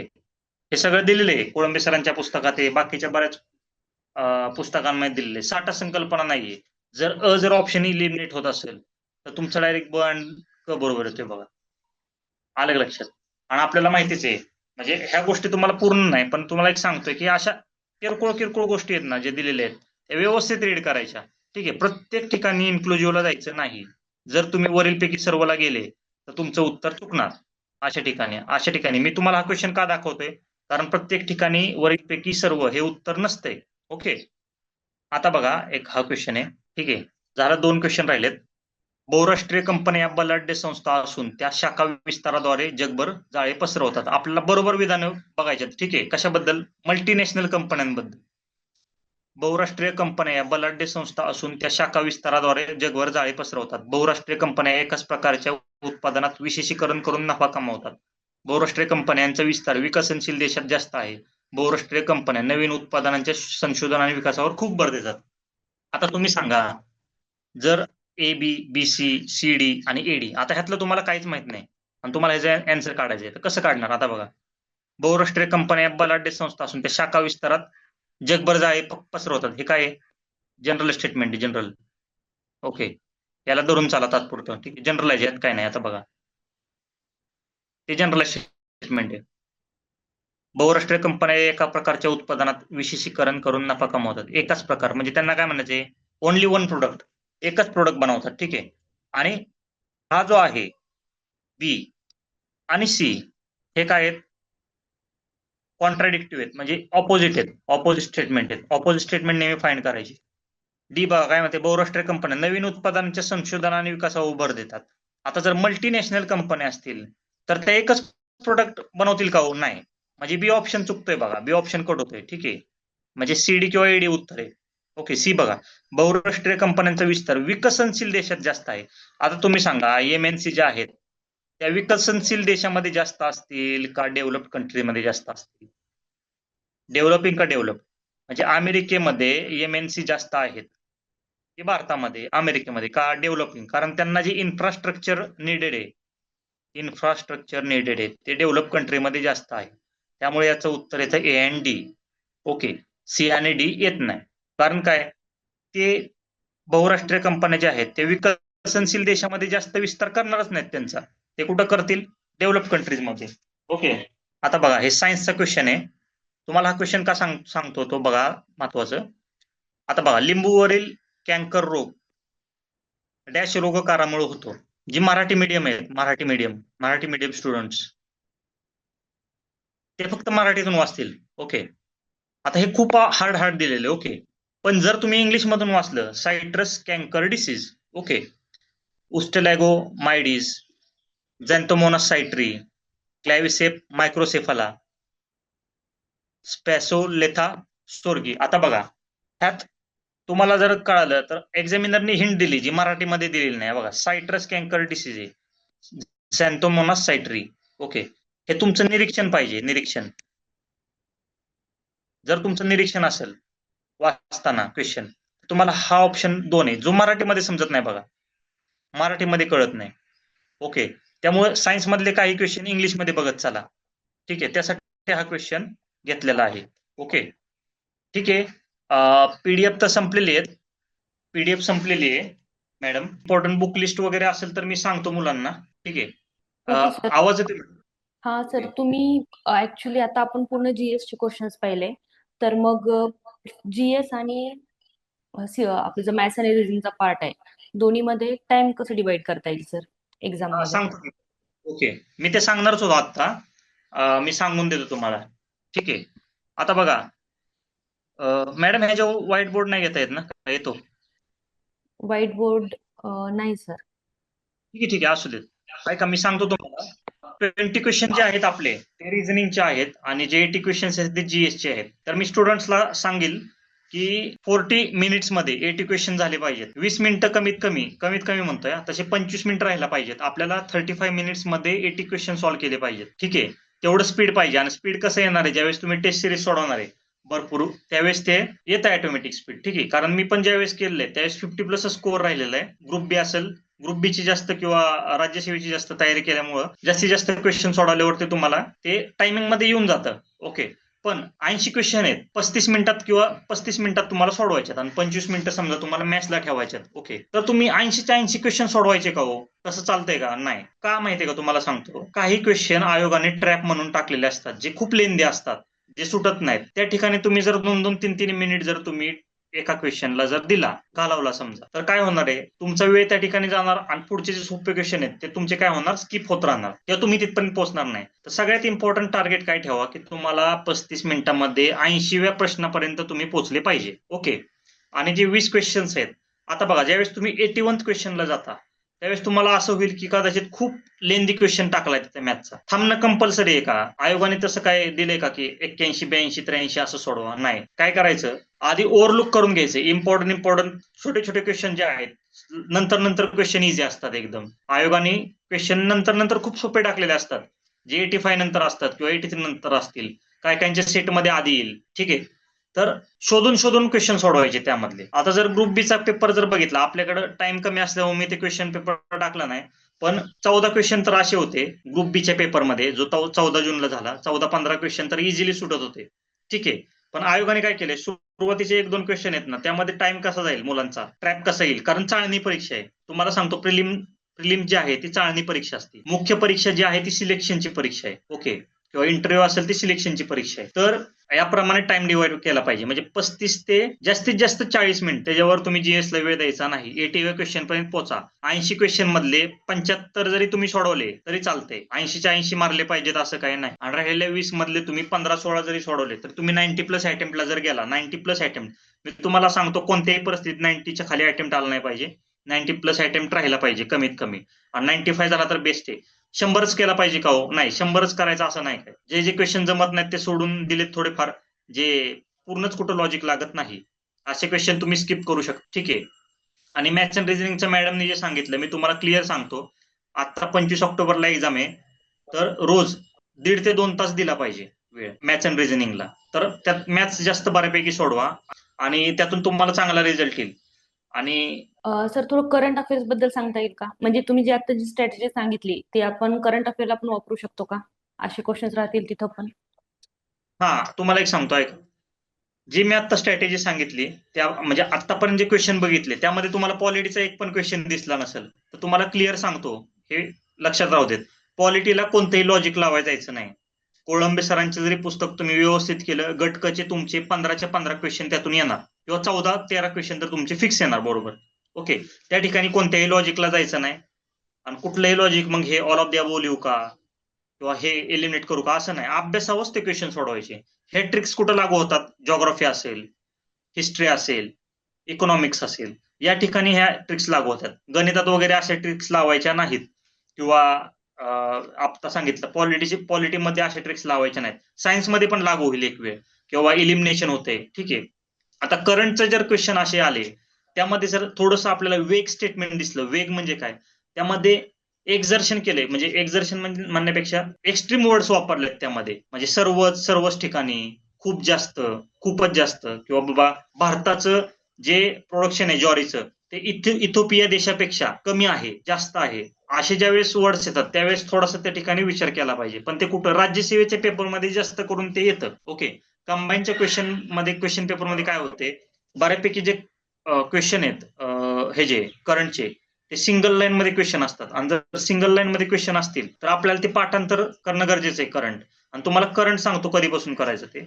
आताचा हा कंबाईन ग्रुप सीचा पेपर आहे, तर ऍटलिस्ट मे 2025 टू आता ऑक्टोबर मध्ये, त्याच्या एक महिना जर नाही केलं करंट तरी चालते, सप्टेंबर ऑक्टोबर, ऍटलिस्ट जुलै पर्यंत जरी केलं तुम्ही, म्हणजे एक जून टू जुलै केलं 2025. ओके. म्हणजे जून टू डिसेंबर आहे ना, त्याची फक्त एक तुम्ही रिव्हिजन करा. पण जून टू डिसेंबर पर्यंतची एक रिव्हिजन करा. आणि त्याच्यानंतर आता 6 महिने आलंय बघा, कोणतं पण घ्या किंवा सिम्प्लिफाईड असेल जून पर्यंत, तेवढं जरी वाचलं तरी इनफ आहे. आणि त्यातली इम्पॉर्टंट फॅक्ट करा फक्त. ओके. आणि करंटला तुम्हाला सांगतो, सिम्प्लिफाईड जरी केलं आणि त्यातले 1 ते सव्वा तास जास्त वेळ देऊ नका करंटला. काय काय लोक दिवसभर करंट वाचत बसतात, तसं करायचं नाही. ओके. ज्यावेळेस तुम्हाला करंट करायचंय, करंटला एवढा जास्त वेळ देऊ नका, कारण करंटमध्ये मग ते इनपुट आउटपुट रेशिओ राहत नाही. जे पॉलिटीला तुम्ही वेळ दिला पाहिजे किंवा जॉग्राफीला वेळ दिला पाहिजे, मग तो वेळ खूप कमी होऊन जातो. ठीक आहे, अभ्यासाचा. त्यामुळे करंटमध्ये तुम्ही 1 तास, सव्वा तास केला किंवा 1.5 तास केला तरी चालेल, पण गणित ही 2 तास तरी सोडवली पाहिजे. सर नॉर्मली एक विचार करतात मुलं की किती अटेम्प्ट असावा, की खूप कमी झालाय का अटेम्प्ट, त्याच्याबद्दल काय सांगता येईल सर? एक सेकंद फक्त बघा. ते अटेम्प्ट बद्दल काय विषय तुम्हाला सांगतो. ज्यावेळेस पेपर नॉर्मल मुलांना 50 to 55 मार्क्स पडतील या रेंजला सेट केलेला असतो, त्यावेळेस मेजॉरिटी मुलं ही 50+ असतात आणि अटेम्प्ट त्यांचा चांगला असतो भरपूर. आता आधी काय व्हायचं, 2017-18ला कॉम्पिटिशन होती, पण असं नाही की कॉम्पिटिशन होती म्हणून मग पेपर हार्ड होते. आता पेपर हार्ड होते त्यावेळेस, त्यामुळे कट ऑफची रेंज किती राहायची, 45 to 50 राहायची. पण आता कसं झालंय, पेपर बऱ्यापैकी सोपे निघायला लागलेत. ठीक आहे. पेपर सोपे आल्यामुळे काय होते, मुलांना मार्क्स भरपूर पडायला लागलेत. ठीक आहे. मग अशा कॉम्पिटिशन मध्ये जर आपला अटेम्प्ट 85 जर असेल, 85 किंवा 90, तर तुमचे चुकणार किती आणि बरोबर किती येणार, असं होते. म्हणून आपला attempt on an average 90 to 95च्या आसपास असेल, 95च्या मध्ये. मी म्हणत नाही 100 करा, 100 तर केलाच नाही पाहिजे, कारण कसं आहे 0.25 ने जर प्रिलिम्स राहिली तर हा खूप मोठा आपल्यासाठी तोटा होऊ शकतोय. ठीक आहे. मी आतापर्यंत बऱ्याच जणांना सांगितले आणि ज्यांनी ऐकलंय ते 0.25 ने का होईना ऍटलिस्ट ते आतमध्ये इन झालेत. ठीक आहे. त्यामुळे 94, 95 या पद्धतीने राहिला. सोडायचे कुठले क्वेश्चन सांगतो तुम्हाला इम्पॉर्टंट, जर सोडणार असाल तर ऐका. पॉलिटी पूर्ण अटेम्प्ट करायचा. ठीक आहे. इकॉनॉमिक्स पूर्ण करायचा, हिस्ट्री पूर्ण करायचा, जॉग्राफी पूर्ण करायचा. ठीक आहे. आता विषय राहतो कुठं, सायन्स पण पूर्ण करायचा. जे करंट अफेअर्स आहे, करंट अफेअर्स मध्ये पूर्ण 4 देश दिल्यात, स्वीडन, आइसलँड, जर्मनी, स्वित्झर्लंड, असे 4 देश दिले, तर कुठंच लॉजिक लागत नाही, काहीच होऊ शकत नाही. फक्त तसेच क्वेश्चन सोडून द्यायचे, म्हणजे आपण स्किप करू शकतो त्यांना. ठीक आहे. म्हणजे करंटचे जर 15 क्वेश्चन असतील, जर त्यातले तुम्ही एक 2-3 क्वेश्चन सोडून दिले आणि जर तुमचं 16-17 पर्यंत अटेम्प्ट होतो याचा कशाचा रिझनिंगचा त्याचे 3-4 क्वेश्चन म्हणजे 6-7 क्वेश्चन राहू शकतात. ठीक आहे, म्हणजे 93-94 हा अटेम्प्ट झाला पाहिजे आजच्या काळामध्ये. ठीक आहे, कारण बऱ्यापैकी आता अटेम्प्ट म्हणजे मुलांना मार्क पण भरपूर पडतात मी बघितलेले, त्यामुळे तेवढा अटेम्प्ट ठेवला पाहिजे. आणखी काय क्वेश्चन्स आहेत? स्टुडंट्सला जर काही क्वेश्चन असतील तर तुम्ही मला विचारू शकता. एकतर चॅटबॉक्स मध्ये विचारा, म्हणजे जेणेकरून मी तुमचा माईक ऑन करू शकेन. ठीक आहे सर, मला नाही वाटत सर आता मुलांना बाकी काही क्वेश्चन्स आहेत. आपल्या बाजूनी म्हटलं तर मला तेवढंच विचारायचं होतं की मुलांना टाइम डिस्ट्रीब्युशन कसं असावं, आणि बुक लिस्ट बद्दल तुम्ही बोलला होतात की सांगणार आहेत म्हणून हा काही. हा सांगणार. बुक लिस्ट बद्दल बोलतो मी. बघा, जे ग्रुप बी आणि सी करतात, ठीक आहे, आता कसं झालंय मटेरियल भरपूर अवेलेबल झाले मार्केटमध्ये. ठीक आहे, म्हणजे आपल्या लोकसेवा पब्लिकेशन असेल किंवा भरपूर पब्लिकेशन आलेत. पण माझं असं क्लिअर कट मत आहे की शक्यतो आपले ट्रेडिशनल जे बुक्स आहेत आणि त्यांना जास्त फॉलो केलं पाहिजे. म्हणजे जसं की कोळंबे सरांचे बुक्स वगैरे आहेत, त्यातून बऱ्यापैकी जर आपल्याला माहिती आहे की 15 मार्काचं पॉलिटी विचारलं जाते, 15 मार्काचे इकॉनॉमिक्स क्वेश्चन त्यातून येतात, तरी पण आपण दुसऱ्या सोर्सला जातो. आणि होतंय काय तुम्हाला सांगतो, त्या गोष्टीमुळे जर एमपीएससीने एखादा कन्सेप्च्युअल क्वेश्चन जर विचारला तर तो आपल्याला सॉल्व्ह होत नाही. म्हणजे तुम्ही फॅक्च्युअल पूर्ण पाठ कराल, एखाद्या पीवायक्यूचं एक्सप्लेनेशन असेल ह्याच्यातून तुम्ही पाठ कराल, पण कन्सेप्च्युअल ज्यावेळेस क्वेश्चन येतात त्यासाठी आपल्याला जो ग्रंथ आहे तोच कामाला येतो. त्यासाठी मी तुम्हाला बुक लिस्ट सांगतो एकदम शॉर्ट मध्ये. माझं म्हणणं आहे की थोडंसंच वाचा, पण ते व्यवस्थित पाठांतर करून घ्या. त्याच्या बेसिसवरती तुमचे जे पीवायक्यू असतील आणि टेस्ट सिरीज असतील ते सुटते का बघा. ओके, आणि जर तुम्हाला ऑप्शनल असेल, जर वेळ कमी आहे, तुम्ही एक्सप्लेनेशन वगैरे करू शकता, ते पण चांगलं आहे. आप्पा हातनुरेंचं वगैरे लोकसेवा करू शकता. ठीक आहे, त्यातून पण सगळं होतं. मग त्यातून करणार असेल तर ह्या पुस्तकांना हात नाही लावायचा, नाही तर दोन्हीकडे कन्फ्युजन तयार होतं. ओके, तर बघा, इकॉनॉमिक्स आणि पॉलिटीसाठी बेस्ट कोळंबे सरांचेच बुक्स आहेत. ओके, जास्त त्याला डेव्हलपमेंट वगैरे किंवा देसलेंचं पुस्तक वाचायची जास्त गरज नाहीये. ठीक आहे, त्यातले पण इम्पॉर्टंट टॉपिक्स आहेत. ठीक आहे, सगळं करायचं नाही. जे आपले पीवायक्यू आहेत त्याच्यावरून आपल्याला समजून जातं, उद्योगधंदे असतील किंवा सुरुवातीचे जीडीपी असेल, ह्या सगळ्या गोष्टींवरती क्वेश्चन विचारतात. एकदम नॉमिनल क्वेश्चन असतात. बँकिंग असेल. ठीक आहे, पॉलिटीचं बघा, पॉलिटी पण सोपं एकदम. 1 to 51 सेक्शन वरती येतात. 15 पैकी क्वेश्चन येऊन जातात बरोबर त्याचे. ठीक आहे, जॉग्राफी असेल, जॉग्राफी दीपस्तंभातनं केलं पाहिजे बऱ्यापैकी, कारण त्यामध्ये कलर डायग्राम्स वगैरे दिलेले, कलर मॅप्स वगैरे दिलेले आहेत आणि ते आपल्याला बऱ्यापैकी समजून जायला सोपं आहे. त्यामुळे जॉग्राफीला मी दीपस्तंभ प्रिफर करतो, कारण त्यातून बऱ्यापैकी 10 पैकी 10 क्वेश्चन तुमचे येऊन जातील.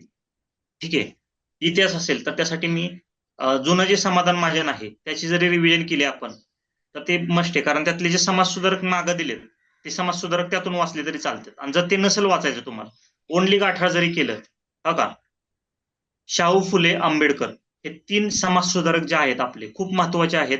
त्यांच्यावरती नेहमी छत्रपती शाहू महाराज असतील आणि महात्मा फुले असतील, यांच्यावरती रिपीटेडली क्वेश्चन आहेत. तुम्ही बघा, आता 2-3 क्वेश्चन बघितले, त्यामध्ये त्यांचा हे जास्त आहे, क्वेश्चनची टेंडेन्सी म्हणजे हे फ्रिक्वेन्सी जास्त आहे. आणि डॉक्टर बाबासाहेब आंबेडकर आहेत, हे असे जे इम्पॉर्टंट आहेत ते आधी करून घ्या. आणि एका सोर्स मधूनच करा, 2-2 सोर्स करू नका त्यासाठी. ठीक आहे, हिस्ट्रीचा पण विषय संपला. ठीक आहे, आणि तुम्हाला सांगितलं आरगडे सरांचं बुक आहे अंकगणितसाठी, बुद्धिमत्तासाठी पण आहे. ढवळे सर किंवा आरगडे सर दोघं पण छान आहेत. दोघांपैकी एकाच व्यवस्थित करा आणि त्यांचेच क्वेश्चन सॉल्व्ह करा. ठीक आहे, पीवायक्यू करा, जास्त काही बाकीचं सोडून बसू नका. ह्यासाठी म्हणजे प्रत्येक टाईपची 5-5 गणित सॉल्व्ह करा. ओके, अंकगणित असेल किंवा बुद्धिमत्ता असेल, 5-5 गणित ऍटलिस्ट सॉल्व्ह करा, तरी तुमचं बऱ्यापैकी होऊन जाईल त्यात. ठीक आहे, आणि करंटला मी सांगितलं सिम्प्लिफाईडच एक बेस्ट पुस्तक मला वाटतं. त्याच्या पलीकडे जास्त काय करायची गरज नाही, कारण कसं आहे, करंट त्यांनी विचारलं म्हणजे खूप जुनं विचारतात आणि त्याचं मग कुठं ट्रेस लागत नाही किंवा मग आपल्याला परीक्षेत आलं की भीती वाटते. आणि वेगवेगळे सोर्स वाचू नका करंटला, एकातूनच करंट करा, त्यातून आलं तर आलं. ओके, तेवढं फक्त करा. आणि सायन्सचं तुम्हाला सांगतो, बसके सरांचं बुक सगळे वाचतात. बसके सरांचं मराठीमध्ये पण अवेलेबल आहे, इंग्लिशमध्ये पण अवेलेबल आहे. आणि जर तुम्ही ते वाचत नसाल, लुसेंट इंग्लिश जनरल नॉलेज मधून वाचलं तरी चालतंय. आणि जर ते पण नको असेल तर एकदम बेसिक लेवलला जे पहिल्यांदा तयारी करत आहेत त्यांनी 7वी, 8वी, 9वी, 10वी 10वीचे 2 पार्ट आहेत, तेवढी पुस्तकं जरी वाचली तर बऱ्यापैकी सायन्सचे 7-8 क्वेश्चन जे आहेत, फिजिक्स केमिस्ट्रीचे, ऍटलिस्ट तेवढे तरी त्यातून येऊन जातात. ओके, याप्रमाणे बुक लिस्ट आहे ती. तर सध्याची जी आपली बॅच आहे ना चालू, त्या बॅचमध्ये आपण सगळ्यात पहिल्यांदा त्यांना स्टेट बोर्ड घेतलंय. म्हणजे पूर्ण 8वी, 9वी, 10वीचं सगळं स्टेट बोर्ड कव्हर करून घेतलंय. शिवाय 11वी आणि 12वीचं इकॉनॉमिक्स करून घेतलंय. तर मागं पण सरांनी बोलले होते की हिस्ट्री पण बऱ्यापैकी स्टेट बोर्ड मधनं येतं. त्यामुळे आपण स्टेट बोर्ड त्यांचं ह्यावेळेस पूर्ण कव्हर केलंय. शिवाय जसं तुम्ही आता स्टँडर्ड बुक सांगितले, तसं आपण पण बऱ्याचशा स्टँडर्ड बुकचा रेफरन्स घेऊन त्यांना नोट्स बनवून देतोय. एक बुक स्वरूपातच देतोय आपण, पण आपण ह्या बॅचला पूर्ण नोट्स पण कम्प्लीट देणार आहे. शिवाय आपण त्यामध्ये स्टेट बोर्ड पण पूर्ण इन्क्लूड केलेला आहे. सो ओके मोस्टली ओके नाही नाही कव्हर मग होईल काय अडचण नाही. त्यामध्ये. हो कव्हर ठीक होऊन आहे जाईल सर, काय मला नाही प्रॉब्लेम नाही. वाटत आता आणखी काही क्वेश्चन्स राहिलेत. तर थँक्यू ओके ओके तुमच्या वेळाबद्दल. अ, आपण थांबू शकतो सर आता इथं. चालेल. Okay thank you. Thank you sir.